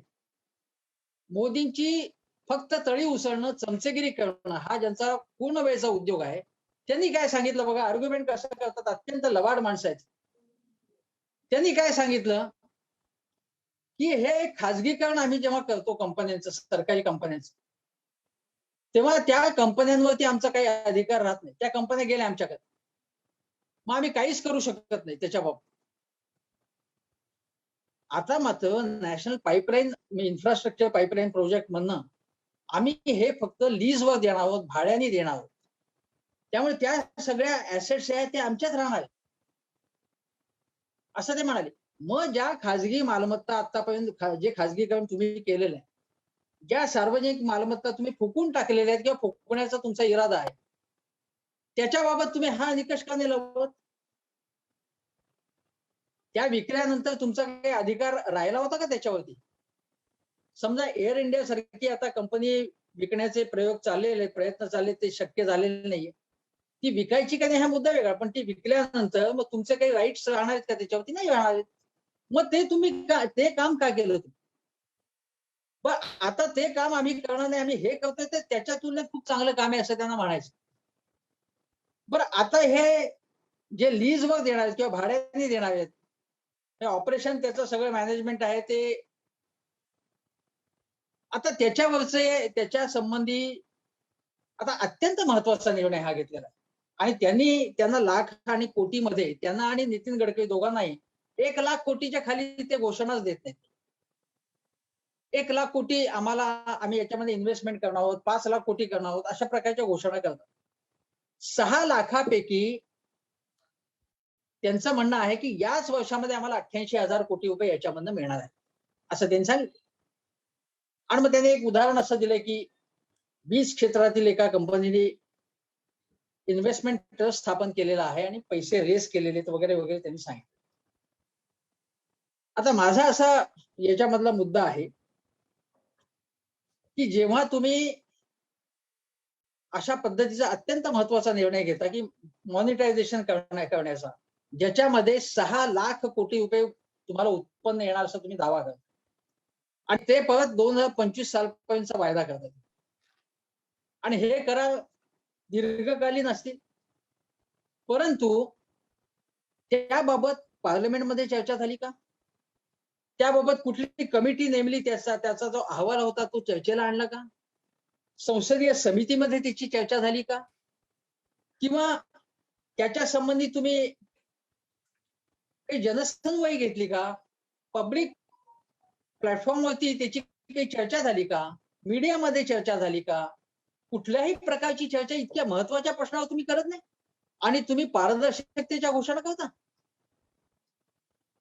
6 लाख कोटी रुपये उत्पन्न, तुम्हाला उत्पन्न, आता अभ्यंकरांनी जो मुद्दा सांगितला तो अतिशय बरोबर आहे की केवळ तात्कालिक फायद्यासाठी तुम्ही परमनंटली काही ऍसेट्स फुकून टाकताय तुम्ही पूर्णपणे. आणि या फुकण्याची गोष्ट नाही, पण हे काय करणार की हे आता आम्ही भाड्याने लीजवरती देतोय, पण लीजवर दिल्यानंतर आम्ही जो क्रायटेरिया ठरवलेला होता त्यामध्ये अतिशय उत्तम चाललेले आहे आणि मग आता तुम्हीच सांगा बाबा की परत सरकारकडे घेण्याचं कारण काही, हे जर चांगलं चाललंय खाजगी क्षेत्रामध्ये तर कशाला आपण सरकारने जबाबदारी घ्यायची? बरं, याच्या टर्म्स अँड कंडिशन्स कशा असतील तर त्याच्यामध्ये जे तुम्ही बिडिंग कराल त्याचं ज्या काही ऑफर्स येतील तेव्हा असं होण्याची दाट शक्यता आहे, जे आतापर्यंतच्या अनुभवानं सुद्धा आपल्याला म्हणता येईल की तुम्ही त्याच्यामधलं जे उत्पन्न आहे आता जे मिळतंय तेच कमी दाखवाल तुम्ही. आता उत्पन्न जे आहे अमुक, समजा आता एखादा रस्ता घ्या तुम्ही, हायवे घ्या, त्याच्यामधलं आमचं उत्पन्न अतिशय कमी दाखवायचं आणि मग यांनी जो प्रस्ताव दिलाय त्याच्यामध्ये आम्हाला चांगला प्रॉफिट होतो आहे, त्याचा रिटर्न चांगला त्याच्यामध्ये आहे, नेटवर्थवरचा रिटर्न चांगला आहे किंवा आपण म्हणू टेक्निकल भाषेमध्ये यील्ड चांगला आहे, त्यामुळे आम्ही तो त्यांना देणार. तुम्ही साधं पुणे मुंबई एक्सप्रेस वेच्या बाबत वेलणकर पुण्याचे जे त्याच्या संबंधी सतत लढाई लढतायत त्याच्यामध्ये बघा ना तुम्ही कशा प्रकारचे त्यांना संपूर्णपणे फायदा मिळवून देण्यात आला. असं का घडू शकणार नाही? याच्यामध्ये तुमच्या ज्या ऍसेट्स आहेत अशा का पद्धतीने तुम्ही फुकून टाक. आणि याच्यामध्ये म्हणजे कॉन्ट्राडिक्शन अशी आहे की ज्यावेळी विरोधी पक्षामध्ये तुम्ही होतात तेव्हा स्वदेशी जागरण मंचाने कशा प्रकारच्या भूमिका घेतल्या होत्या हे आपल्याला माहिती, भारतीय मजदूर संघाने कशा प्रकारच्या भूमिका घेतल्या होत्या हे आपल्याला माहिती. अगदी ताजं उदाहरण सांगतो की मुंबईमध्ये बीएसटीने आता छोट्या एसी बसेस घेतलेल्या. या एसी बसेस आणि त्याचे चालक आणि वाहक सुद्धा कॉन्ट्रॅक्टवर त्यांनी काही प्रमाणात ठेवलेले आहेत आणि तसा इरादा जेव्हा जाहीर केला तेव्हा भारतीय जनता पक्षाने त्याला ठामपणे विरोध केला. आणि हा विरोध करण्याचं कारण काय की शिवसेना हे त्यांचा आता म्हणजे शिवसेनेला आता जणू काही पाकिस्तान आहे अशा प्रकारचं मानलं. हे नाशिकमध्ये सुद्धा खासगीकरणाच्या बाबतीत भारतीय जनता पक्षाची जी नाशिक महानगरपालिकेत सत्ता आहे त्यांनी हेच केलेलं होतं. ते अशा प्रकारच्या खासगीकरणाला पूर्णपणे विरोध केलेला होता. आणि आता तुम्ही म्हणताय की आम्हाला हे मान्य नाहीये, खासगीकरणच केलं पाहिजे. पुन्हा त्यांनी मगाशी त्याचा उल्लेख झाला की प्रत्येक क्षेत्रामध्ये अतिशय मोजक्या हाताच्या बोटावर मोजता येतील एवढ्याच कंपन्या ठेवायच्या सरकारी आणि बाकी संपूर्ण क्षेत्र खासगी क्षेत्राला देऊन टाकायचं. आता उदाहरण सांगतो तुम्हाला की आयटीडीसीची हॉटेल्स या पद्धतीने द्यायचा विचार आहे. रोड्स आहेत, पोर्ट्स आहेत. गेल्या 7 वर्षातली जी आकडेवारी प्रसिद्ध झालेली म्हणजे फोर्ब्सची आकडेवारी प्रसिद्ध झालेली आहे आणि भारतातल्या श्रीमंत उद्योगपतींची गेल्या 7 वर्षामध्ये अंबानींच्या पेक्षाही अधिक वेगाने अदानी यांची संपत्ती वाढलेली आहे. आणि याचा उल्लेख करण्याचं कारण या सगळ्या याच्यामध्ये आपल्याला माहिती आहे की गेल्या वर्षभरामध्ये कित्येक विमानतळ आहेत ते अदानीच्या घशात घालण्यात आले. आपल्याला आठवत असेल की ऑस्ट्रेलियाला जेव्हा पंतप्रधान गेले होते तेव्हा त्या दौऱ्यामध्ये स्टेट बँकेच्या मार्फत किंवा खाणींचं कॉन्ट्रॅक्ट खाण घेण्याचा इरादा अदानी यांनी व्यक्त केला, तेव्हा ऑन द स्पॉट त्यांना तिथे 6,000 कोटींचं लोन हे स्टेट बँकेतर्फे सँक्शन करण्यात आलं. आता स्टेट बँकच उद्या प्रायव्हेटाईज तुम्ही केली तर अशा प्रकारे तुम्हाला फेवरही करता येणार नाही. तुमच्या फायद्यासाठी सुद्धा तुम्हाला या बँका तुमच्या जवळ असणं आवश्यक आहे. तुम्हाला जर दोघांना जर फेवर करायचं असेल तरी सुद्धा या गोष्टी या घडलेल्या आहेत. आता उदाहरण समजा तुम्ही असं धरा की एखाद्या कंपनीने, समजा कुठलीही कंपनी, अदानी अंबानी कुठल्याही खाजगी कंपनीने सांगितलं की आम्ही हे एअरपोर्ट्स घेतलेले आहेत किंवा आम्ही एअर इंडिया घेतलेली आहे आणि आम्ही फक्त फायद्याचे रूट्स चालू, तोट्याचे रूट्स चालवणार नाही. मग आम्ही असं म्हणू त्याच्यामध्ये की जर ही उडान योजना जी आहे ज्याच्यामध्ये मध्यम वर्गालाच नव्हे ते गरिबांनी सुद्धा विमानामध्ये प्रवास करावा असं मोदीजींनी सांगितलेलं. चांगली गोष्ट आहे, चांगली स्वप्न दाखवली. मग जर या कंपन्यांनी असं ठरवलं की सगळे चार्जेस वाढवले, एअरपोर्टचे अनेक चार्जेस असतात आणि सगळी शुल्क वाढवली त्यांनी आणि जे विमान कंपन्यांना परवडण्याचं झालं, सर्वसामान्य माणसाला हे परवडेल का? ज्या क्षेत्रामध्ये फायदा नाही या गोष्टी, म्हणजे उदाहरणार्थ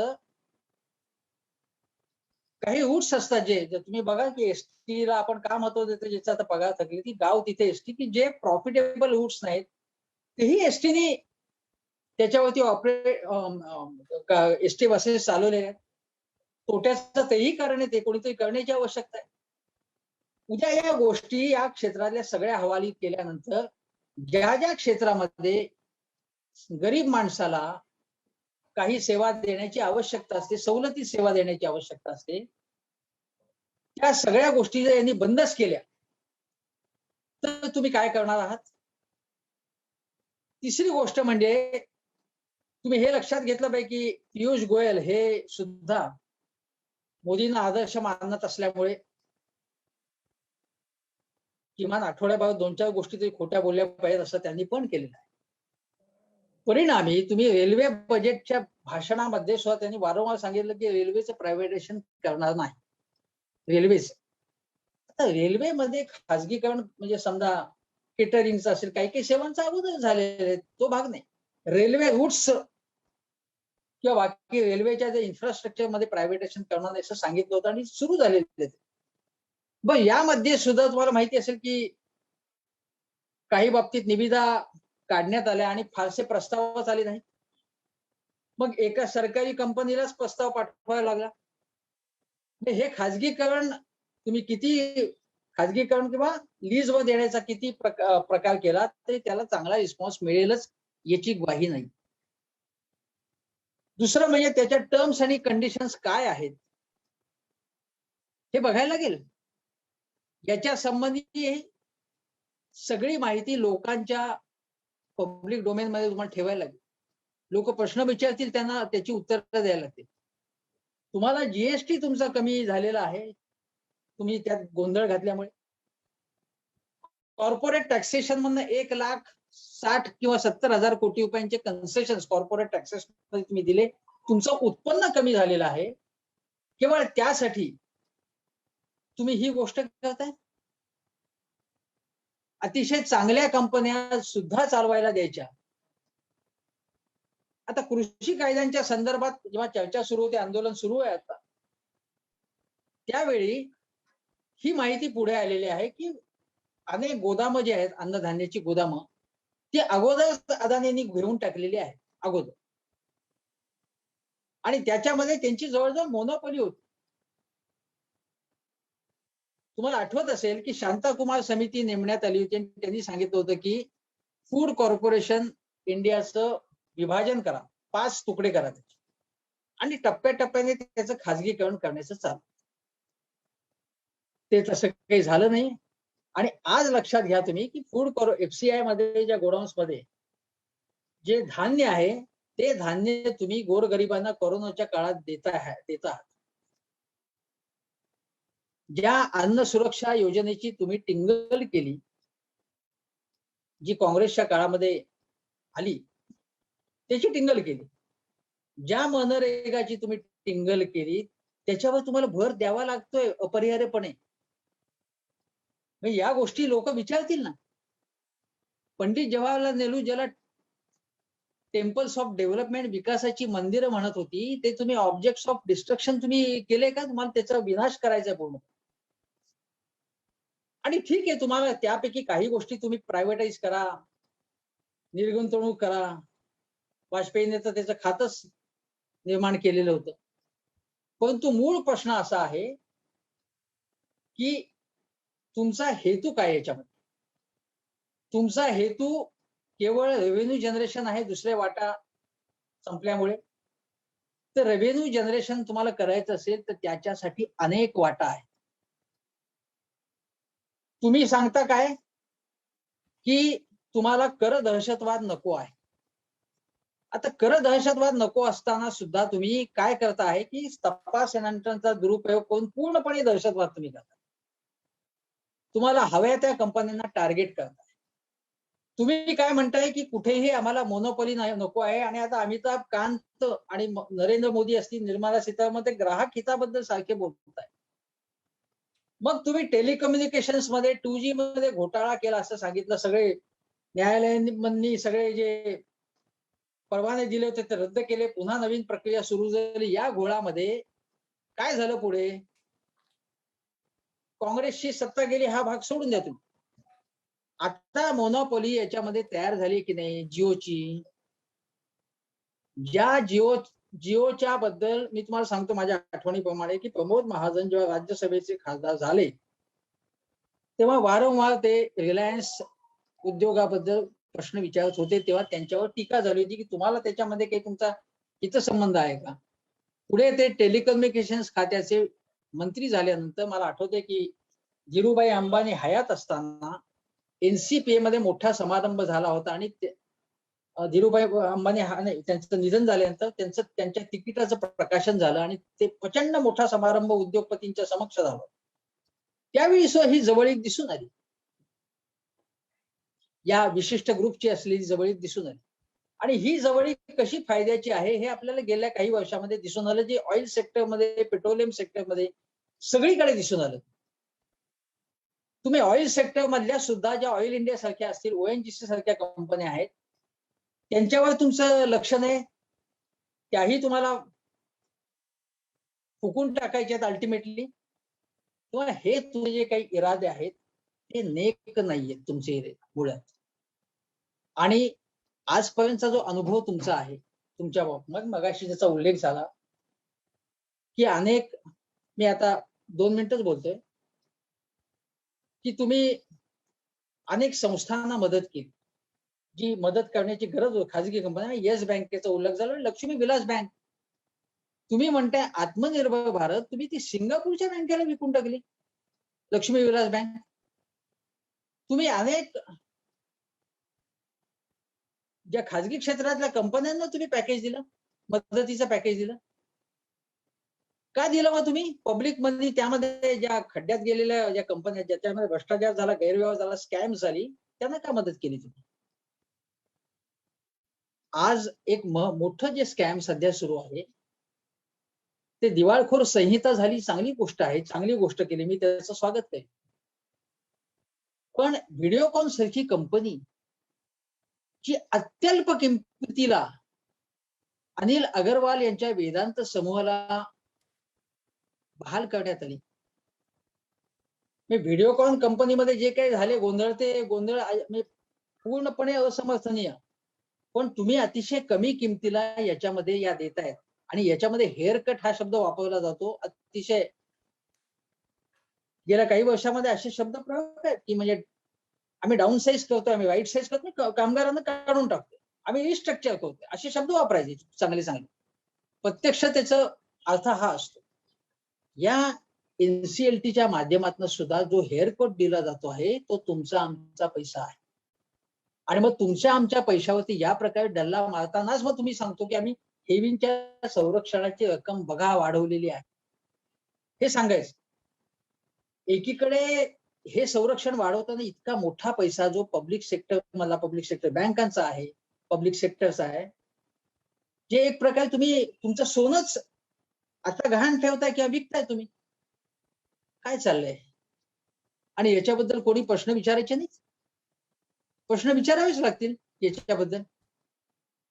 हे सध्या जे चाललंय ते अत्यंत भयानक चाललेलं आहे आणि याबाबत लोकांना अंधारात ठेवून हे केलेलं जातं. माहितीचा अधिकार आला, तो माहितीचा अधिकार पूर्णपणे निष्क्रिय बनवणं, त्याला अर्थशून्य बनवणं, या संबंधी आज कोण प्रश्न विचारताय? तर आज बघा तुम्ही धनंजय चंद्रचूड काय बोलतायत ते तुम्ही ऐका. आपले सरन्यायाधीश काय बोलतायत ते ऐका. त्यांनी सांगितलेलं आहे की कशा पद्धतीने म्हणजे प्रश्न विचारणं हा तुमचा कसा अधिकार आहे. पण आम्ही प्रश्न विचारू, पृथ्वीराज चव्हाण विचारतील, निलमते विचारतील, पण त्यांना उत्तरच नाही मिळाली तर काय? मीडियामधला मोठा भाग जर प्रश्नच विचारत नसेल तर काय?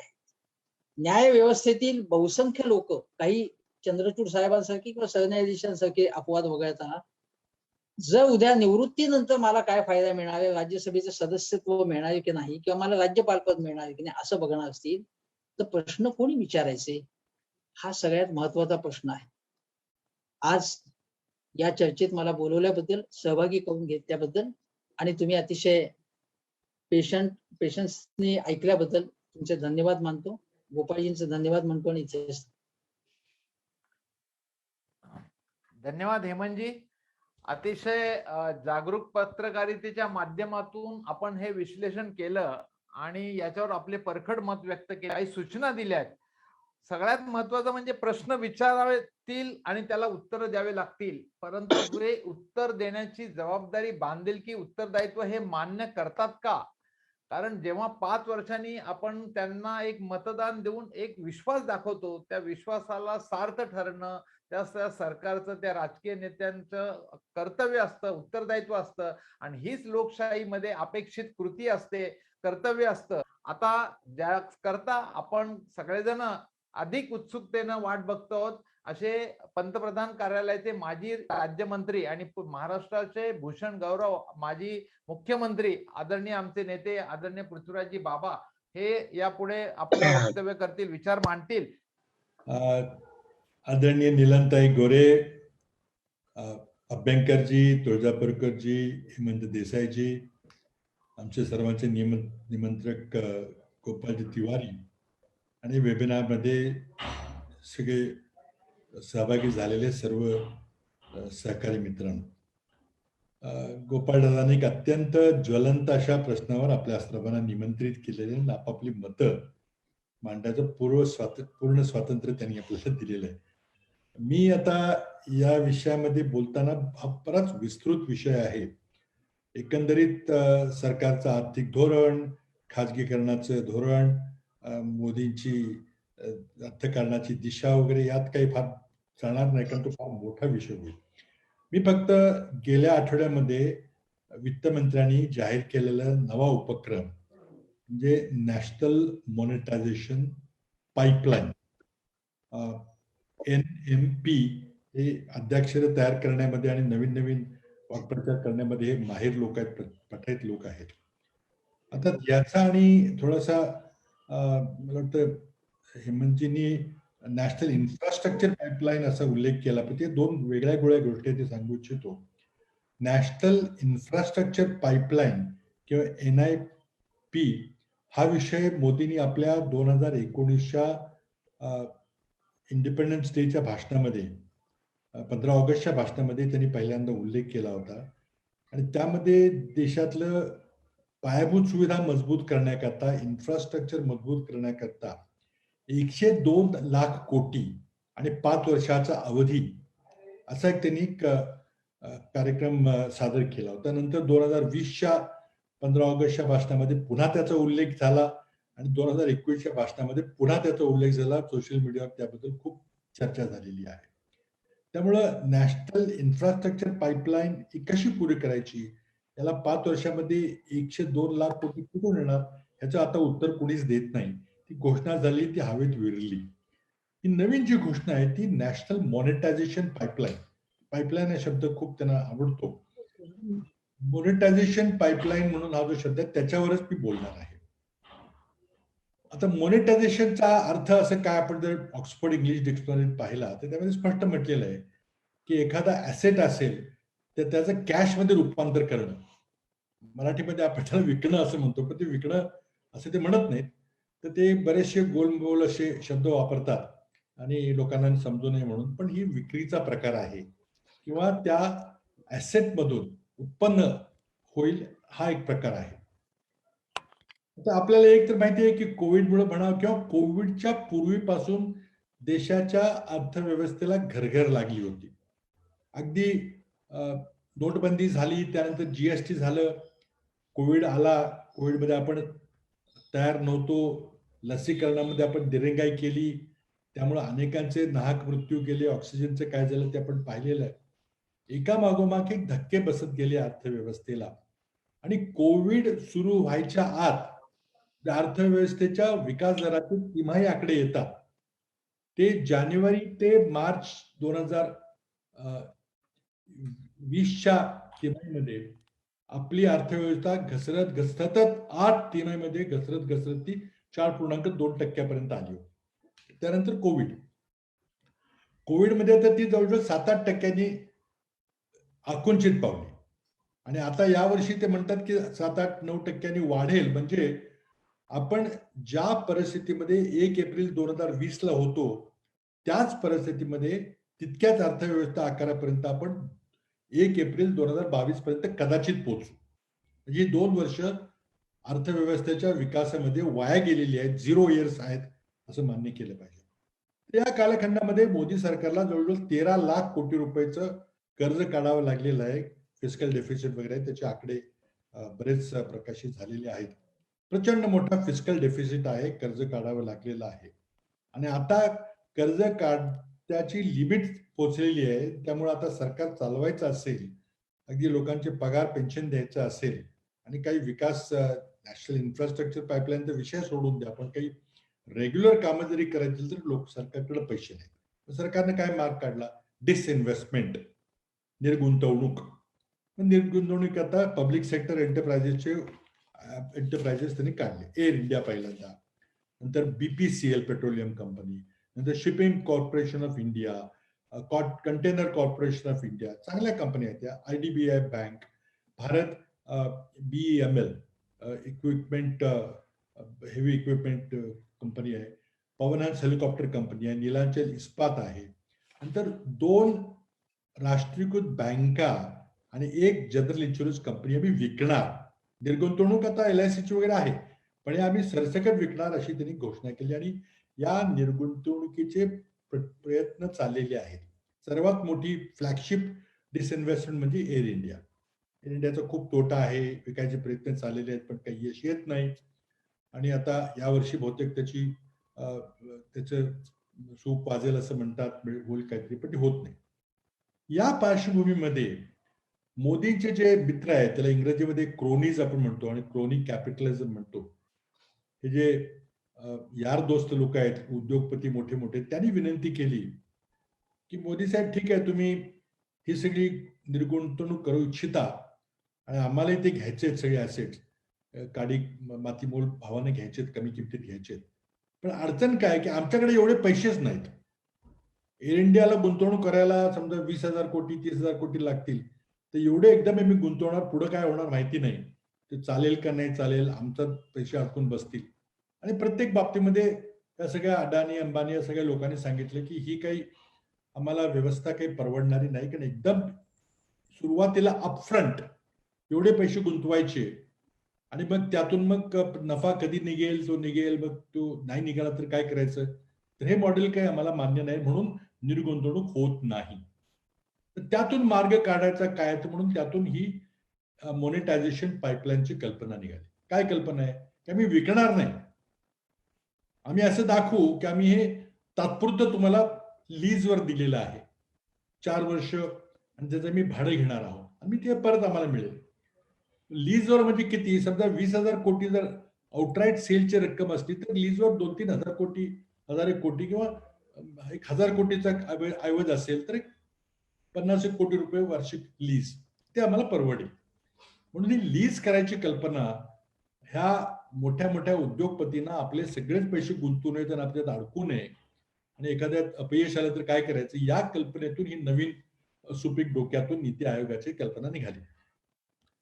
आता प्रश्न असा आहे की त्यांनी सांगितले की आम्ही यातून अपेक्षा करतो की 4 वर्षामध्ये आम्हाला 6 लाख कोटी मिळतील, म्हणजे वार्षिक सरासरी 1.5 लाख कोटी मिळतील आणि 4 वर्षानंतर ते सगळे ऍसेट आम्हाला परत मिळतील.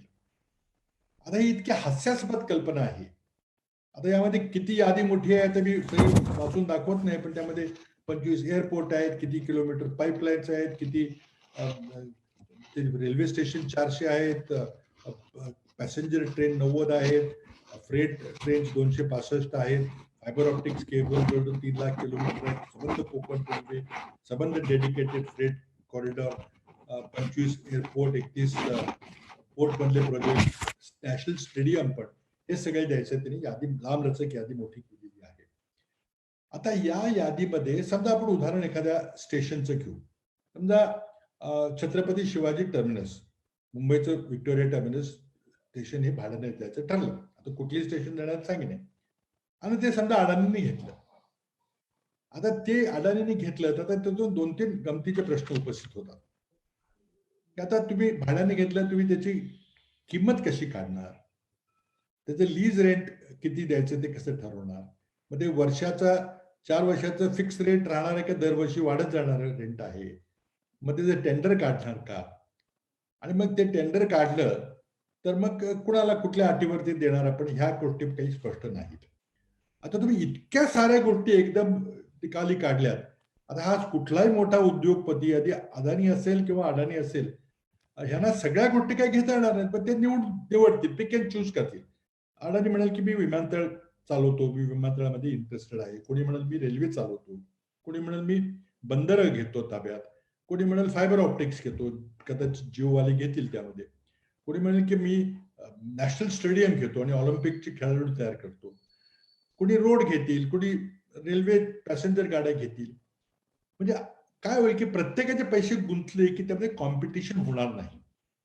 किंमत योग्य कधी मिळते, प्राइस डिस्कव्हरी कधी होती, जेव्हा अनेक लोक एका गोष्टीकरता बिड करतात. समजा एखादी बँक विकायची असेल आणि एकदम 10 लोकांनी बँकेकरता जर टेंडर भरलं तर त्यामध्ये कॉम्पिटिशन होते. आता तुम्ही एकदम इतक्या गोष्टी विकायला काढल्यात की बहुतेक एकतर सगळ्यात जाणारच नाहीत, ते बरोबर पिक अँड चूज करतील आणि एक एक गोष्टी मग कार्टेल होईल की ते ठरवतील की बाबा एअरपोर्ट तू बघ, मी रेल्वे बघतो, तू काहीतरी आणखी काहीतरी बघ, तू फायबर ऑप्टिक्स तू बघ, असं करतील आणि किमती पाडतील. त्यामुळे ती प्राइस डिस्कव्हरी झाली पाहिजे प्रामाणिकपणे, ती काही होणारच नाहीये आणि त्यामुळे हे अतिशय कमी किमतीत द्यायचं चाललेलं आहे. तर दुसरा एक प्रश्न मला असा पडतो की यामध्ये हे जर आपण नसतं दिलं, यातल्या बऱ्याच गोष्टी प्रॉफिटमध्ये चालल्यात. मगाशी कोणीतरी उल्लेख केला की बँका सगळ्या ऍक्च्युअली कॅश प्रॉफिट कमवत आहेत वगैरे, बऱ्याच गोष्टी कॅशमध्ये. एअर इंडिया नाहीये, पण इतर गोष्टी रेल्वेच्या देखील कमी जास्त प्रमाणात ते ना नफा ना तोटा किंवा थोड्या प्रॉफिटमध्ये चालले. विमानतळामध्ये मोठा नफा आहे. आता जर आपण हे लीजवर दिलं नाही, याचं मोनेटायझेशन केलं नाही, तर वार्षिक नफा किती? वार्षिक नफा 2 लाख कोटी असेल, 1 लाख कोटी असेल किंवा आणखी काय असेल, त्याचा आकडा पुढे आलेला नाही. आता स्वाभाविक आहे की जर वार्षिक नफा या सगळ्या गोष्टी चालवताना सरकारला तर 1.5 लाख कोटीपेक्षा जास्त होणार असेल तर मग हे मोनेटायझेशन प्रोजेक्ट मूर्खपणाचं आहे. मग आता फारच कमी असेल किंवा सगळं तोट्यातच चाललं असेल तर मग दिलं तर एक आपण समजू शकतो की ठीक, आम्हाला तोटा होत होता, सरकारी तिजोरीतून आम्हाला पैसे घालायला लागत होते चालवण्याकरता, त्यामुळे आम्हाला 1.5 लाख कोटी तरी मिळतील. आता 1.5 लाख कोटी हे मगाशी आपण सांगितलं की भारताची जीडीपी ही 200 लाख कोटीच्या जवळपास आहे. आता ती स्थिरावलेली आहे 2 वर्ष, कारण वाढत झालेली नाही. आणि मग बजेट किती आहे, टॅक्सचं उत्पन्न किती आहे, त्या मानानं 1.5 लाख कोटी म्हणजे काय त्याची किचकंतीची रक्कम आहे, जे काहीच रक्कम नाहीये. त्यामुळे पहिल्यांदा निर्मला सीतारामन यांनी जर ही निर्गुंतवणूक केली नाही तर किती नफा तोटा होणार आहे याची आकडेवारी दिली पाहिजे. नंतर मग त्यातून किती जाधिक आपल्याला नफा होईल हे सांगितलं पाहिजे. आता तुम्ही 1.5 लाख कोटीची किंमत ठरवली आहे, म्हणजे तुम्ही सगळं गोळाबेरीज करून एवढेच पैसे घेणार, जास्त पैसे येणार नाहीत, किंवा किमान 1.5 लाख असं तुम्ही म्हणत नाही, तुम्ही 1.5 लाखच म्हणताय. म्हणजे तुम्ही ठरवले की कोणाला किती रुपयाला द्यायचे, आणि हे मातीमोल भावाने ऍसेट दिले जातील.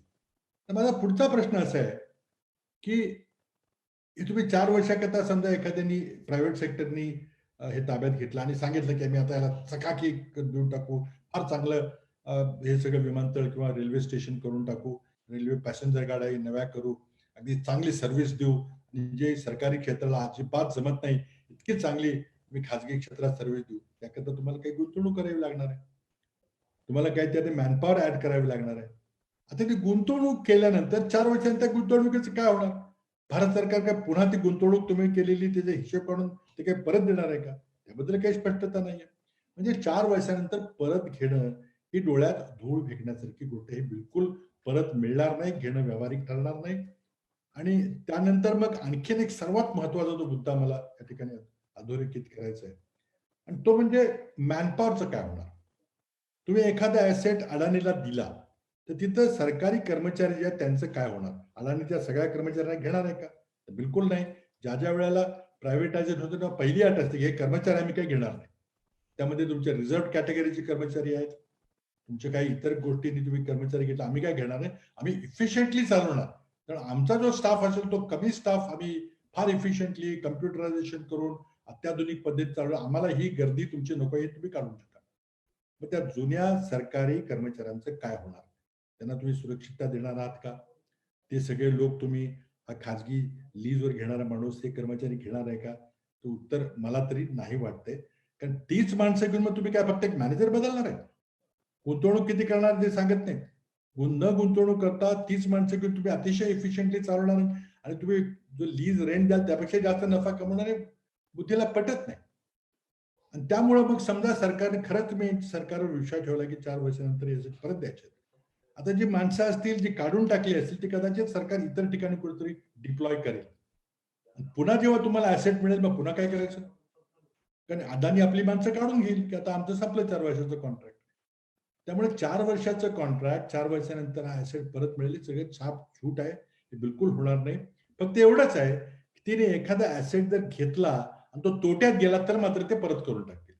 मग तुमचं तुम्ही घ्या, आम्हाला तुमचे हात फोडलेत, आम्ही काही घेतले. पण तो जर नफ्यात चालला तर ते पुन्हा आणखी थोडासा दर वाढवून ते पुन्हा कायम घेतील. म्हणजे तो विक्री सारखाच प्रकार आहे, आणि विक्री करून जेवढे पैसे मिळतील त्याच्यापेक्षा मातीमोल किमतीमध्ये हे सगळं द्यायचं चाललेलं आहे.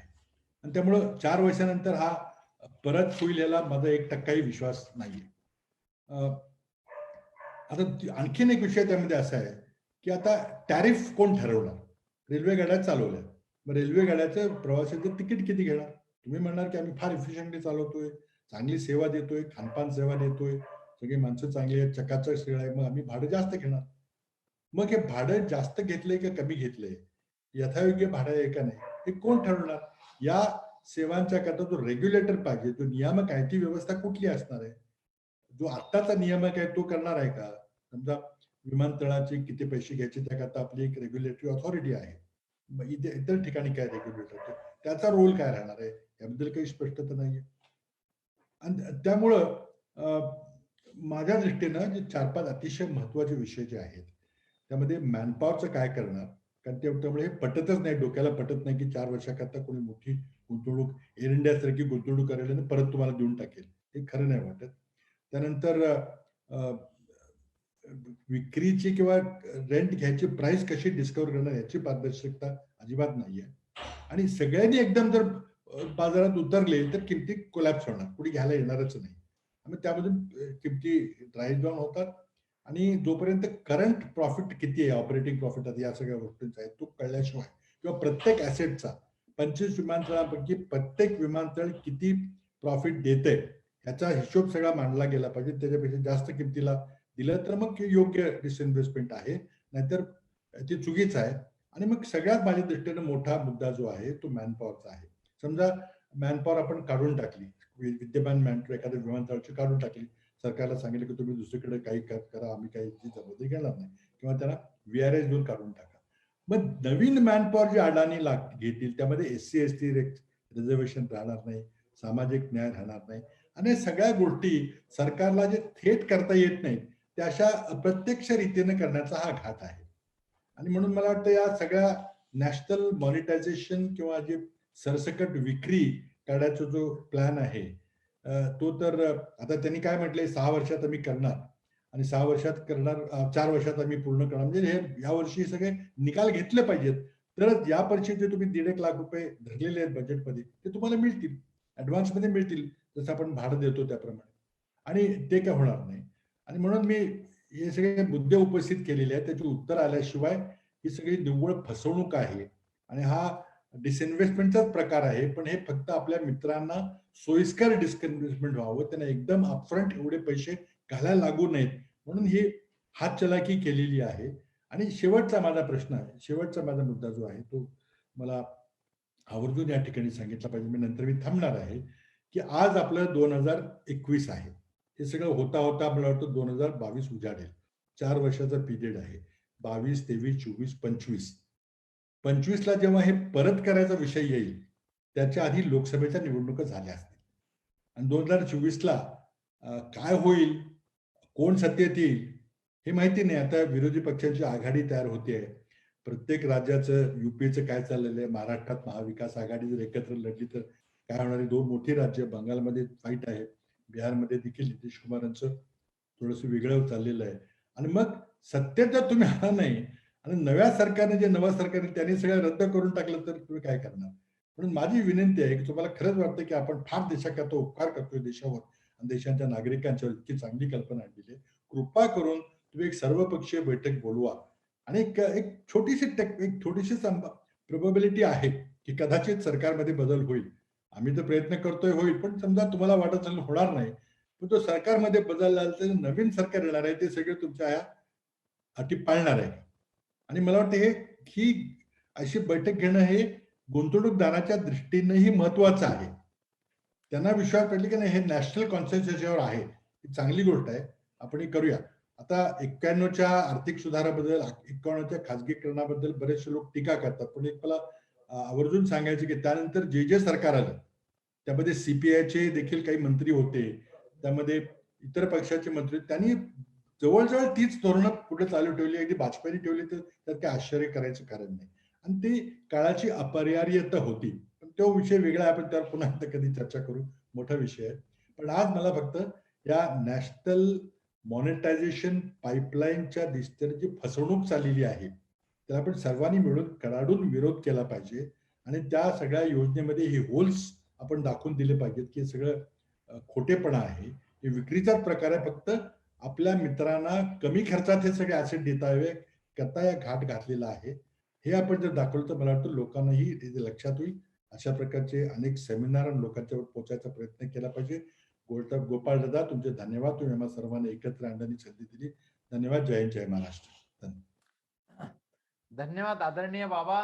आपण खूप अतिशय अभ्यासपूर्वक आणि वास्तवता समोर आणली आणि याचा दूरगामी परिणाम किती होईल अर्थकारणावर याविषयी आपले मत व्यक्त केले आणि ते अभ्यासपूर्वक आकडेवारीनुसार दिले. आपले खूप खूप धन्यवाद. आता बाबांनी सांगितलं किंवा अगोदर देसाईंनी सांगितलं किंवा की काही निर्गुंतवणूक केली पूर्वीच्या, म्हणून तीच कास धरून त्याच काहीतरी सांगायचं म्हणून आम्ही हे करतोय त्याला समर्थन द्यायचं, हा जो एक प्रकार आहे मोदी सरकारचा, त्याच्या 2च गोष्टी आहेत. 70 वर्षात 2014 अखेर जर NPA ची अकाउंट जर 3 लाख कोटी असेल तर ती 11 लाख कोटी पर्यंत वाढवली. म्हणजे 25 ते 30% जर देणं असेल तर ते तुम्ही 3 ते 4 वर्षात 100% वाढवलं. आणि त्याचप्रमाणे अपरिहार्य दिशा एखादा प्रकल्प सरकारी जर तोट्यात चालला असेल तर तेवढा प्रकल्प पुरतं जर निर्गुंतवणूक केली तर त्याचंच समर्थन करायचं आणि मात्र 25-30% सरसकट 100% निर्गुंतवणुकीकडे करायचं. ही जी वृत्ती आहे ही आता सगळ्यांच्या लक्षात यायला लागली आहे. मला कळकळीचं लोकांना आव्हान आहे, नागरिकांना, आपण सुज्ञ आहात आणि आपण ही देशाची संपत्ती आहे हे लक्षात घ्यावं. हे कुणा एका व्यक्तीची किंवा त्यांच्या आजोबांची वडिलांची संपत्ती नाहीये, ही देशाची संपत्ती आहे. जर येणारा काळ आपल्या पुढच्या पिढ्यांना जे काही भोगावं लागेल ते माफ करणार नाही, इतकी भयानक आर्थिक परिस्थिती आपल्या देशात येऊ शकते आणि याचं महत्व आणि याच्यासाठी आपल्याला कसा विरोध करावा लागेल. आणि जर तुम्हाला करायचं असेल तर आदरणीय बाबांनी सांगितलं की तुम्ही सर्वपक्षीय बैठक बोलवा. त्यामुळे काँग्रेसची भूमिका देखील बाबांनी त्या ठिकाणी मांडलेली आहे. अनेक प्रश्नांची उत्तरं या ठिकाणी आलेली नाहीयेत, ती या सरकारला द्यावे लागेल. परंतु ते देण्याचं बंधन आपण जर मान्य केलं आणि ती नैतिकता आपल्या ठायी असेल तरच ते आपण ती उत्तरं देऊ शकाल. यानंतर या चर्चासत्राच्या जे अध्यक्षस्थानी शिवसेनेच्या नेत्या, शिवसेनेबद्दल सांगितलं जातं की सत्य वास्तवदर्शी, म्हणजे राजकीय विचारांनी जरी काँग्रेसशी दूर असतील, काही मतमतांतर आहेत त्यामध्ये राजकीय भूमिकेमध्ये, तरी देखील शिवसेनेनं प्रत्येक ठिकाणी काँग्रेसचं योगदान, पूर्वीच्या सरकारांचं, नेहरू गांधींचं योगदान हे वेळोवेळी मान्य केलंय, ते ऍक्सेप्ट केलंय, त्याचं समर्थन केलेलं आहे. त्यामुळे सत्यवादी आपली आचरण नीती ठेवणारी एक शिवसेना संघटना पक्ष याच्या निलमताई नेत्या आहेत. आपलं विचार व्यक्त करायला विनंती करतो. धन्यवाद. सगळ्यात प्रथम मी संयोजक श्री गोपालजी तिवारी आणि राजीव गांधी स्मारक समितीचा सगळं त्यांची टीम यांचे मनपूर्वक आभार मानते की त्यांनी अत्यंत एका महत्वाच्या परंतु अनेक वेगवेगळे प्रश्न जे चाललेले आहेत त्याच्या कोलाहलामध्ये किंवा गोंगाटामध्ये मी असं म्हणेन की एका बाजूला जनादेश यात्रा चाललेल्या आहेत, दुसरीकडे कोरोनाच्या संदर्भात आपण बघतोय की त्याचा एक गंभीर असा आपण संपूर्ण पार्श्वभूमी विसरू शकत नाही. या पार्श्वभूमीवरती राष्ट्रीय चलनीकरणाच्या संदर्भात केंद्र सरकारने जे एक सुतोवाच जवळजवळ 2014 नंतर सातत्यानेच त्यांनी भूमिका घेतलेल्या आहेत आणि आपण पहिलंच मला त्याच्यात एक मांडावासा वाटतो मुद्दा तो म्हणजे कामगार विरोधी संपूर्ण धोरण आणि दुसरीकडे या संदर्भामध्ये सरकारची जी मालमत्ता आहे 48 लाख कोटी, माझ्याकडे जी काही आकडेवारी आहे त्याच्यात, किंवा आपण असं म्हणू शकतो की 13 सेक्टरमध्ये त्यांनी पाईपलाईन म्हटलेली आहे की आम्ही कशा प्रकारने कालबद्ध कार्यक्रम आखलेला आहे. ते दिसताना फार शास्त्रशुद्ध डॉक्युमेंट दिसतं, मी काय पूर्ण वाचू शकले नाहीये, परंतु मला त्याच्यात एक असं वाटतं आहे की निरीक्षण म्हणजे जे सांगते त्याच्यामध्ये की एका बाजूला कामगारांच्या सगळ्या निर्णय, त्याचे कायदे हे कुठली चर्चा न करता पास करत राहायचे आणि ज्याच्यावर आम्ही त्यांच्याबरोबर असताना सुद्धा आम्ही अनेक मुद्द्यांना विरोध भारतीय जनता पक्षाला त्यावेळेला राज्य सरकारमध्ये आणि केंद्र सरकारमध्ये सुद्धा केलेला आहे. त्यामुळे एक या सगळ्या मध्ये आज आपण जे चौघही जणांनी संपूर्ण विवेचन केलं त्याच्यामध्ये तुळजापूरकर, अजित अभ्यंकर, पृथ्वीराज चव्हाण आणि हेमंत देसाई, तर त्यामधून अत्यंत महत्वाचे मुद्दे सगळे समोर आलेले आहेत आणि मी त्याच्यावर भाष्य करणार नाही कारण तुम्ही स्वतः खूप अभ्यासक आहात. विशेषतः हेमंत देसाई आहेत, अजित अभ्यंकर आहेत, पृथ्वीराज बाबा आहेत, तुम्ही स्वतः एक याच्यावरती मांडणी करणारे विषय तज्ज्ञ आहात. परंतु या सगळ्याच्या मधून माझं एक जाणवत आहे की अगदी अत्यावश्यक अशी मुद्दे आहेत की या सगळ्या राष्ट्रीय चलनीकरणाच्या संदर्भात ही जी नवीन धोरण नीती आयोगाने एक त्याला मी असं म्हणेन की त्याचं दस्तऐवजीकरण किंवा संहितीकरण करून त्यांनी ते समोर मांडलेले आहे. आणि एक आपण लक्षात ठेवलं पाहिजे की भारतीय जनता पक्षाचा जो अनुयायी आहे त्या भारतीय जनता पक्षाचा जो मतदार आहे त्या मतदार बऱ्यापैकी केंद्र सरकारचे मुद्दे मांडण्यामध्ये अग्रेसर असतो आणि या लोकांना त्यांनी एक टॉकिंग पॉइंट किंवा त्या लोकांना एक लॉजिकल तर्कसंगत पद्धतीने मांडणी करता यावी या दृष्टिकोनातून त्यामध्ये त्यांनी काही मुद्दे असे घेतलेले आहेत की जे अर्थातच म्हणजे पूर्वीच्या काळामध्ये सुद्धा खासगीकरण असेल किंवा पब्लिक प्रायव्हेट पार्टनरशिप सारखे मुद्दे असतील तर ते कसे होते की एक मोठी समजा नकाशा आहे किंवा एक मोठी वास्तू आहे किंवा एखादा मोठा वृक्ष आहे त्याच्या वेगवेगळ्या भागांच्या मध्ये जिथे शासन कमी पडतंय किंवा शासनाला तो भार पेलणं शक्य नाहीये त्याबद्दलची जबाबदारी वेगवेगळ्या प्रमाणात त्याचं खासगीकरण होत होतं किंवा त्याची आपण जबाबदारी पूर्ण करण्यासाठी विविध प्रकारचे स्टेक होल्डर शोधत होतो. शिवसेनेच्या संदर्भात बोलायचं झालं तर शिवसेना आणि भारतीय जनता पक्षाचं 95 ते 99 ज्यावेळेला सरकार आलं त्यावेळेलाही खासगीकरणाच्या संदर्भामध्ये एक क्लासिकल मार्क्सवादी किंवा समाजवाद्यांचा ज्या पद्धतीने खासगीकरणाला संपूर्णतः विरोध असतो तशी भूमिका शिवसेनेने कधीच घेतलेली नाही. आपल्याला कल्पना आहे त्याच्याबद्दल की कामगारांच्या प्रश्नावरती जरूर शिवसेनेने कामगारांच्या बाजूनीच आम्ही लढलेलो आहोत. परंतु मुंबई पुणे द्रुतगती मार्ग असेल किंवा अन्य मोठे काही प्रकल्प असतील आणायचे, तर याच्यात खाजगीकरणाशिवाय मार्ग नाही हे पण जाणवलेली गोष्ट आहे. मला फरक कुठे वाटतोय या तुमच्या सगळ्यांच्या विवेचनामधून आणि आता मी जी डॉक्युमेंट्स थोडीफार चालू शकले त्याच्यामधून, की खाजगीकरणाचं मोठ्या प्रमाणात व्यापक असं सार्वत्रिकीकरण त्यांनी आता केलं. म्हणजे एक एक सेक्टरच्या पेक्षा त्यांनी जे 13 सेक्टरच्या सेक्टरच त्यांनी म्हणजे जी आता असं आहे रस्त्यांच्या संदर्भामध्ये आपण काय म्हणतो की केंद्र सरकारचा काय महत्वाचा भाग असतो की धोरणं ठरवणं आणि मग अंमलबजावणीमध्ये राज्य पातळीवरती त्याची अंमलबजावणी करणं जे केंद्रीय विषय आहेत त्याच्याबद्दलचं. दुसरं काही अर्थातच राज्याच्या स्तरीय विषय आहेत की त्याच्यामध्ये ते स्टेट सब्जेक्ट म्हणून आपण त्याची अंमलबजावणी करतो. इथे मला काय दिसतं आहे की त्यांनी सर्व सेक्टर मधल्या पायाभूत सुविधांच्या बद्दल त्यांनी त्याचे अधिकार वेगवेगळ्या लोकांना द्यायचे ठरवलेले आहेत.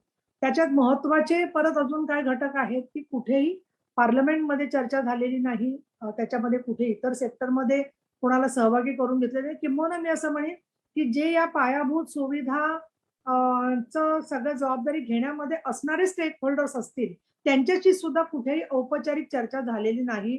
त्यांच्या ठराविक चौकट आपण जर का सोडली तर ती चर्चा झालेली नाही. त्यामुळे पारदर्शकता नाहीये, कुठलंही उत्तरदायित्व किंवा त्याला तुम्हाला 6 वर्षच का लागणार आहेत, हे 4 वर्षात काही सेक्टरमध्ये होणार आहे का, काही 2 वर्षात होणार आहे का, या संदर्भामध्ये सुद्धा स्पष्ट चर्चा झालेली नाही. लोकसभेची जी त्यांची अधिवेशनं होतात त्या अधिवेशनामधली आपण कार्यपद्धती पाहिली तर विरोधकांना कुठेतरी एक दिशाभूल करून उचकावणे आणि काही मुद्द्यांच्या वरती सगळा वाद करून स्वतःची विधेयकं मंजूर करून घेणं की ज्या विधेयकांवरती कुठेही चर्चा झालेली नसते, ही त्यांची कार्यपद्धती सगळी राहिलेली आहे. अशा वेळेला आपण काय करायला पाहिजे याचा मी जेव्हा विचार करते तेव्हा मला असं एक सांगावं असं वाटतं की डिमिस्टिफिकेशन या संपूर्ण पॉलिसीचं आणि ज्याच्यामध्ये या 13च्या सेक्टरला एक तर पाईपलाईन जो शब्द वापरलाय मला आता अगदी म्हणजे मी थोडंफार लिखाणी करते म्हणून म्हणायला हरकत नाही की शुक्राचार्याच्या घारीत किडे बसवण्यासाठीच ही पाईपलाईन शब्द त्यांनी वापरलेला आहे म्हणून, आणि त्याच्यामुळे ते शोधायचीच गरज नाहीये, यांचे सूत्रधारच ते आहेत तिकडे. मला आठवते की नरेंद्र मोदी साहेब जेव्हा पुण्यात त्यांनी मोठी सभा घेतली होती, मी त्या स्टेजवर होते कारण शिवसेना भाजपची युतीच होती म्हटल्यावरती, आणि त्यावेळेला त्यांनी पुण्यासारख्या ठिकाणी असं आश्वासन दिलं होतं की आमचं सरकार काय करायला आल्यावर तर आम्ही एक रोबस्ट अशा इन्स्टिट्यूशन्स तुम्हाला देऊ आणि ज्याच्यामधून अकाउंटेबिलिटी वाढेल. प्रत्यक्षामधलं त्यांचं संपूर्ण वर्तन आपण जर का पाहिलं तर कॅग असेल, पार्लमेंटरी कमिट्या असतील, अगदी अर्थसंकल्प असेल, तो अर्थसंकल्पामध्ये रेल्वेचा अर्थसंकल्प गुंडाळण्यापासून असेल, जेव्हापासून रेल्वेचा अर्थसंकल्प गेला त्यापासून रेल्वेच्या बद्दलची चर्चाच कमी झाली सगळी, आणि त्याच्यामध्ये आता परत खासगीकरण ते म्हणतायत.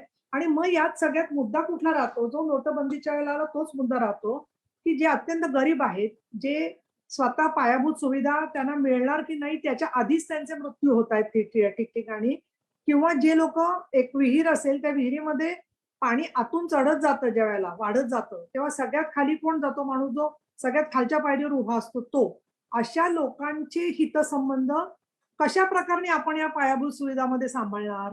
आणि कोरोनाचं ते जे उदाहरण देतात ते आपण त्यांच्याचवर उलटवू असं शकतो की कोरोनामधून खरं तर केंद्र सरकार हे शिकलं आणि राज्य सरकारांना पण आपल्याला चित्र लक्षात आलं की संपूर्णपणे जर का आरोग्य यंत्रणेचं खासगीकरण झालेलं असतं तर आज सरकारी यंत्रणांमधून सुद्धा जेवढे जीव वाचले ते सुद्धा वाचले नसते, कारण तेवढ्या खासगी हॉस्पिटलला द्यायला लोकांच्याकडे पैसेच नव्हते.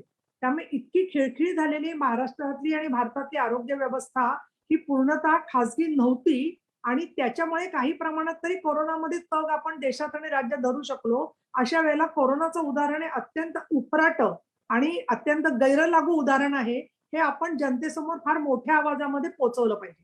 डिमिस्टिफिकेशनचा जो मुद्दा आहे त्याच्यात माझ्या समोर अनेक जे मला घटक भेटतात त्याच्यामध्ये जसे आपल्या सामाजिक चळवळी राजकीय चळवळीतले लोक आहेत तसा फार मोठा सेक्टर आहे की जो मध्यमवर्गीय आहे, जो मतदानाला उतरत नव्हता, आणि हा सर्वजण मोदींच्यामुळे प्रभावित असणारा मोठा जनसमुदाय आहे.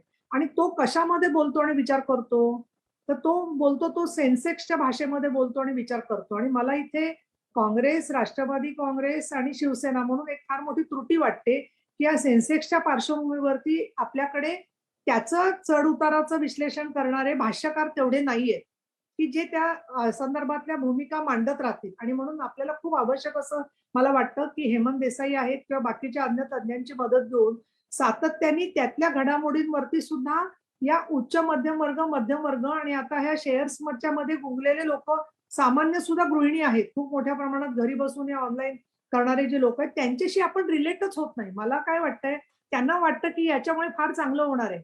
आपण चर्चा त्याच्यात केली नाही, आज विषय लांबत जाईल म्हणून मी त्या सगळ्यात जात नाहीये. पण एनजीओजना सुद्धा शेअर्स मध्ये विकत शेअर्स विकत घेता येतील असं त्यांनी या संदर्भामध्ये हालचाली सुरू केलेल्या आहेत. कित्येक मिटिंग त्यांनी शेअर मार्केटच्या संदर्भातल्या सगळ्या यंत्रणा आणि एनजीओच्या मोठ्या मोठ्या घेतल्या की ज्याच्यामध्ये ट्रस्ट या शेअर्स घेण्यामध्ये उतरणार आहे. हे सगळे अनेक पैलू आहेत आणि म्हणून मला असं वाटतं की डिमिस्टिफिकेशन करत असताना हे सगळे मुद्दे आपण मराठीमध्ये सोप्या भाषेमध्ये आणि अजून एक विधान गोपाळजी, मला असं वाटतं आपण एक कमीत कमी 25 लोकांची टीम तयार केली पाहिजे की हेमंत देसाईंच्या दर्जाचे लोक सगळे सापडतील की नाही मला माहित नाही, पण खूप असे भाष्यकार आहेत की जे याच्याबद्दल डोळे उघडे ठेवून वाचतायत, समजून घेतायत आणि त्यांच्या मनातही कन्सर्न्स आहेत. त्यात अजून एक काय कन्सर्न त्यांनी म्हटलेली आहे की आम्ही 4 पेक्षा जास्त स्टेक होल्डर्स एका सेक्टरमध्ये ठेवणार नाही. मग त्याच्यासाठी त्यांनी काय शब्द वापरला की आम्ही मर्ज करू. मर्ज हा एक इतका भयंकर शब्द आहे की त्या मर्जच्या मध्ये कोण कोणाला घुसेल आणि त्या मर्ज मध्ये कोण कोणाला गिळून टाकेल आणि कोणाचा शेवटी प्रत्यक्षात फायदा झालेला दिसेल, हा काळ ठरवेपर्यंत फार वेळ लागणार आहे. त्याची सगळी सूत्र जी आहेत ती परत केंद्र सरकारच्या हातामध्ये असणार आहे. माननीय बाबांनी असं सांगितलं की सरकारची त्याची उत्तरं मिळेपर्यंत 2024 होऊन गेलं असेल. मी या लोकांना जे काही जवळून पाहिलंय, माननीय उद्धव साहेबांशी पण बोलताना आम्ही अनेक वेळेला याच्यावरती बोललेलो आहे पूर्वी सुद्धा. मला खरं सांगायचं तर हे जे सरकार आहे ना भाजपचं, ते एलियन्स सारखं वाटतं. म्हणजे त्यांच्याशी तुम्ही किती जरी भांडलात तरी ते जसे हातपाय हलवतात आणि त्यांनी सगळे लोक आडवे पडायची वेळ येते. मग त्याच्यातला कुठला तरी स्क्रू किंवा असा मुद्दा घेतला पाहिजे की त्यांनी यांचा ढाचा कोसळून पडेल, कारण त्याच्याशिवाय होणार नाही कुठल्याही परिस्थितीत. आणि म्हणून त्यांच्याकडून उत्तर मिळणार नाहीत. माझं आज वाक्य लिहून ठेवा, उत्तर 2024च्या आधी मिळणार नाहीत. त्याच्यामधला जो पैसा वापरला जाणार आहे तो पैसा सगळा निवडणुकीवर ओतला जाणार आहे. या मिथ्या किंवा स्वप्नाच्या पाठीमागे जागून की एवढ्या एवढ्या लाख कोटींच्या पायाभूत सुविधा तुम्हाला मिळणार आहेत आणि हे परत गोरगरिबांच्या बरोबरच हा जो उच्च मध्यम वर्ग आहे की जो सेन्सेक्सच्या स्वरूपामध्ये स्वतःची प्रगती पाहतो आहे. परंतु त्यांच्यासाठी पण एक महत्वाचा मुद्दा आहे की बँका जे व्याज कमी करत गेल्या सातत्याने आपण बघतोय, म्हणजे जो पेन्शनर्सचा वर्ग आयुष्य आपण सुखात काढावं म्हणून जो जगणारा आहे आणि लॉन्जिव्हिटी वाढतीये, त्याच्याबद्दल आपण किती बोलतोय, किती चर्चा करतोय. बँकांचं जे सगळं वर्तन आहे झालेलं आताच्या परिस्थितीत, आणि अशा वेळेला बँकांचं परत खाजगीकरण वेगळ्या प्रकारे झाल्यावर काय ग्राहकाची परिस्थिती होणार आहे याच्याबद्दलची जाणीव किंवा त्याच्याबद्दलची जागृती समाजामध्ये नाहीये असं मला वाटतं. आणि म्हणून मी असं म्हणेन की खरं सांगायचं तर या विषयावरती मी फार पूर्ण रिपोर्ट वाचू शकले नव्हते, परंतु या निमित्ताने मला असं वाटतं की आपण आजच्या तारखेपासून सुरुवात करावी की या प्रश्नांची उत्तरं केंद्र सरकार कधीही देणार नाही. आणि ते उत्तरं का देणार नाहीत हे मांडायला आपण जर का सुरुवात केली तर आपोआप लोकांच्या पर्यंत आपल्याला काय म्हणायचा आहे तो संदेश लोकांपर्यंत पोहोचेल. आणि तो पोहोचवण्यासाठी सातत्याने आपल्याला सोप्या मराठीमध्ये आत्ताच्या फक्त प्रिंट मीडिया आणखीन चॅनेल्सला अवलंबून न राहता आजच्या सारख्या माध्यमातून आपल्याला रोज वेगवेगळ्या सेक्टरमध्ये हे बोलत राहावं लागेल. आणि शेवटी परत मी अधोरेखित करते की माननीय बाबा आहेत, हेमंत देसाई आहेत, तर अजित आमचा मित्र आहे, पण आता शेअर्सवाले सगळे पळून जातील अजितचं भाषण ऐकल्यावरती, त्याच्यामुळे रागवू नकोस तू. परंतु ज्या लोकांना लक्षात येतंय की त्यांच्या भाषेमध्ये आपण बोलतोय, कारण काय माहितीये का, खासगीकरणाला कम्युनिस्टांचा विरोध आहे, ठीक आहे ना, मी समजू शकते, आपण मतभेदाच्या पलीकडे एकत्रितपणे काम करत असतो. परंतु बाकीच्या वेळेला दुसरं कसं आहे, ट्रेड युनियन जे बोलतात ना त्यांच्याबद्दल मला पूर्ण रिस्पेक्ट आहे, पण त्याच्यामध्ये सुद्धा कसं आहे की वेगवेगळे कन्सल्टंट्स वगैरे तुम्ही बघाल वाहिन्यांवरती एवढा मारा करत असतात, त्याच्यामध्ये ते कसं चांगलं त्याच्यातून होणार आहे की सामान्य माणूस त्याच्यामधून गोंधळून जातो, बावचळून जातो. आणि म्हणून उच्च मध्यम वर्ग हा अत्यंत महत्वाचा घटक आहे. आणि पुण्यासारख्या शहरात बघाल तुम्ही, जिथे 40-42% अजित मतदानाचं प्रमाण होतं, ते मतदानाचं प्रमाण 60-70 पर्यंत कुणाच्या जोरावर जात आहे की हा जो वोटर आहे त्याच्यावरती जात आहे. आणि म्हणून या मध्यमवर्गीय मतदारांपर्यंत या सगळ्याचा परिणाम कष्टकरी आणि गरिबांच्या बरोबरच पोहोचवण्याच्यासाठी म्हणून आपल्याला फार मोठ्या प्रमाणात बौद्धिक, वैचारिक अशा पद्धतीची लढाई खेळणं फार गरजेचं आहे. आणि या दृष्टीने आपण रणनीती जर आखली तर यांचा हा सांगाडा जो आहे तो आपण नक्की ढकलून काढू शकतो असं मला या ठिकाणी सांगावं असं वाटतं. आणि याच्यात माझ्या कोणाच्याही भावना दुःखाच्या विषय नाही, मी कुठली शेरेबाजी करत नाहीये. त्याच्यामध्ये फक्त मला याच्यात हेच सांगायचं आहे की सगळे सामूहिक घटक, जसं आपण याच्या पोटनिवडणुकीच्या वेळेला पाहिलं विधान परिषदेच्या, की तिन्ही पक्षांचा मतदार एकत्र आला तर आपल्याला चांगल्या प्रकारे त्याचं हे मिळू शकतं. तर त्या तिन्ही पक्षांच्या मतदारांशी एकत्र बोलण्याची आपण एक पक्षांमधून तर होणारच आहे, आपल्या समन्वय समितीतून होणारच आहे. पण हे सुद्धा काम जे आहे ते आपल्याला मोठ्या प्रमाणामध्ये जर का आपण करू शकलो तर त्याचा मला असं वाटतं खूप परिणाम होईल. आणि मग कामगार वर्ग सुद्धा जो मध्यम वर्गाकडे झुकलेला आहे, त्यातले अनेक सेक्टर्स आता कंत्राटीकरणामुळे भरडले जात आहेत. अशा मुद्द्यांच्या वरती आपल्याला जोडून घेणं शक्य होऊ शकेल. आणि म्हणून मला असं वाटतं बाबा की आपण एक पॉलिसी व्यवस्थित करावी, ऍक्शन प्लॅन करावा आणि त्याच्यानुसार दर महिन्यामध्ये आपण कामकाज जर का केलं तर मला खात्री आहे की आपल्याला काही दिवसांमध्ये याचे आपल्याला परिणाम दिसायला लागतील. धन्यवाद. जय महाराष्ट्र. गोपाळजी, हा, हा. निलमताईने अत्यंत उत्तम मांडणी केलेली आहे. हो. त्यांची जी सूचना आहे त्याचा 100% अगदी बरोबर येते. तर मी माझं युट्यूब चॅनल आहे त्याच्यावरती सेन्सेक्स वरती 2 व्हिडिओज केलेले आहेत, ते म्हणजे लिंक्स आता या चॅट मध्ये शेअर केलेले आहेत. हो. त्या निलमताई तुम्ही जरूर बघा. तुमची सूचना अगदी हॅट्स ऑफ, सर आंखों पर, एकदम परफेक्ट बोललात तुम्ही. Thank you very much. ओके, धन्यवाद. कोणी काही पत्रकारांना काही विचारायचं असेल तर ते विचारू शकतात. माननीय बाबांना काही किंवा हेमंत देसाईंना काही याच्यावरती रिॲक्ट करायचं योग्य अयोग्य काही वाटलं तर ते बोलले तर चांगलं होईल असं मला वाटतं. त्या तुळजापूरकर, मी अध्यक्ष असले तरी वी आर इंटरॅक्टिव्ह पॅनेल आहे, असं काय एवढं काही उपसभापती म्हणून मनावर घेऊ नका तुम्ही. नाही ताई, आपण फार चांगलं बोलला. अतिशय महत्वाचे मुद्दे आपण मांडले आणि सगळ्याच मुद्द्याचं मी तर समर्थन करतो. आणि आपण जो सेन्सेक्स बद्दलही बोला तेही फार महत्वाचं आहे. सर्वांगीण आपल्याला चर्चा करावी लागेल, फोरम तयार करावा लागेल, कारण इतके त्याला पैलू वेगवेगळे आहेत की त्या प्रत्येकाने त्या रेखावर अभ्यास करून बोललं तर सर्वसामान्यांच्या पर्यंत विषय सामान्य मराठीमध्ये सामान्य भाषेत जाणं गरजेचं आहे. फार टेक्निकल जसं मोदी करतात पाईपलाईन वगैरे असे शब्द वापरून लोकांना कन्फ्युज आपण डिफिस्टिफाय केलं पाहिजे. आपल्या अगदी योग्य आपण वर्णन केलं. धन्यवाद. कन्क्लुजन करतो. निलमताईंनी खूप छान विश्लेषण केलं. खाजगीकरणाचं सार्वत्रिककरण म्हणजे त्याच्यातच ह्या सगळ्या गोष्टी त्यांनी योग्य तो बोध आणि त्या ठिकाणी लोकांच्या लक्षात आणून दिलं. ह्या सगळ्या गोष्टी अनेक विधेयक पार पडण्याकरता कसं वातावरण केलं गेलं याच्याकडे लक्ष वेधलं. उत्तरदायित्व शून्य म्हणजे उत्तरदायित्व आपण म्हणलं हेमंत देसाईंनी, बाबांनी, अनेक जणांनी विचारलं की ह्या प्रश्नांची उत्तरं मिळाली पाहिजेत, पण ती उत्तरं देण्याची नैतिक जबाबदारी आपण मानली तर, नाहीतर मग असं म्हणतो की आपण जिथे तुम्ही मान्यच करत नाही तर मग काय अर्थ नाही. या सगळ्या गोष्टी आहे लोकशाहीचा गाभा आणि कोरोनाचा उद्रेक, ह्याच्यातनं सगळ्या गोष्टी सांगितल्या. सेन्सेक्सवर मध्यमवर्गीय आणि उच्च मध्यमवर्गीय आपल्या उत्क्रांतीची स्वप्ने आणि उमेद आणि एक अपेक्षा कशा आशेला आहेत, परंतु त्यावर मी एकच सांगू इच्छितो की आरबीआयने हा सेन्सेक्स कधी ढासळू शकतो यावर गांभीर्याने स्टेटमेंट केले. हे पण मी निदर्शनास आणून देतो की आरबीआय सारख्या संस्थेने या ठिकाणी सेन्सेक्सवर लोकांनी जास्त अवलंबून राहू नये याविषयी परखड भाष्य केलेलं आहे. मला गोपाळ दादा मी एक सांगू का? हो. नाही, डॉक्टर मनमोहन सिंग जेव्हा पंतप्रधान होते आणि त्याच्यापूर्वी अर्थमंत्री होते तेव्हा प्रचंड शेअर बाजार वाढत होता आणि इकॉनॉमी जेवढी वाढत होती त्याच्या दसपटीने वाढत होता. तेव्हा ते म्हणाले शेअर बाजाराबद्दल मी बोलणार नाही, माझा त्याच्याशी काही संबंध नाही, असं ते म्हणाले होते. अनेकदा शेअर बाजार आपण बघितला तर तो बॅरोमीटर असं तापमापक म्हटला जातो, तो अजिबात नाही तसा. त्याच्यामध्ये स्पेक्युलेशन मोठ्या प्रमाणावरती आहे. पण म्हणून स्टॉक मार्केटमध्ये किंवा कमॉडिटी मार्केटला विरोध करणं पूर्णपणे हे आजच्या काळामध्ये अजिबात सुसंगत नाही. स्टॉक मार्केट, कमॉडिटी मार्केट ही सगळी आवश्यक आहेत अर्थव्यवस्थेला. त्याच्या विरोधात सरसकटपणे विधान करणं हे आता टाळलं पाहिजे असं माझं मत. नाही, अगदी बरोबर आहे, पण त्याच्यातला जो धोका आहे हा फुगा कसा फुटू शकतो याविषयी आरबीआयने मध्यंतरी काही भाष्य केलं, त्याच्यावरच मी सांगतो. एक आत्ताच माझ्या निदर्शनास एक बाब आली आहे. सुब्रमण्यम स्वामींचं ट्विट आहे. सुब्रमण्यम स्वामींचं ट्विट कुठेतरी म्हणजे माणसाला किती पक्षीय मतभेदच्या पलीकडे जाऊन हा देश, या देशाची सार्वजनिक संपत्ती याच्याविषयी आपल्या मनाला थोडी तरी खंत असेल तर सुब्रमण्यम स्वामींच्या ट्विटकडे मी लक्ष वेधतो. To sell public enterprises when economy in a deep decline is a sign of mental bankruptcy and desperation.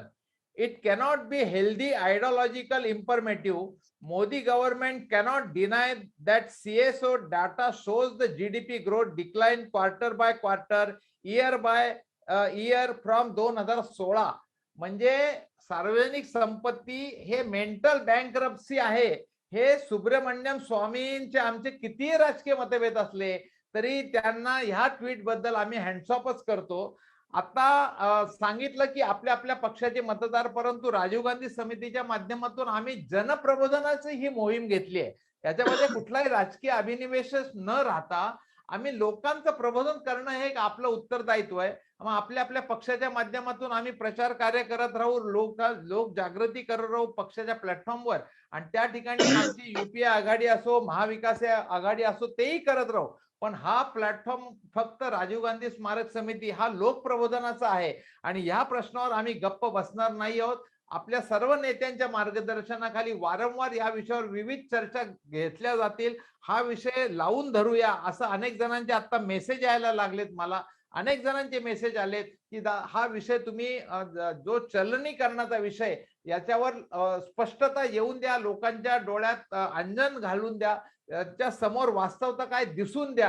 हे खूप महत्वाचा विषय आहे. देशाची संपत्ती ही आपली संपत्ती आहे आणि ही आज सहजासहजी उभी राहिलेली नाहीये.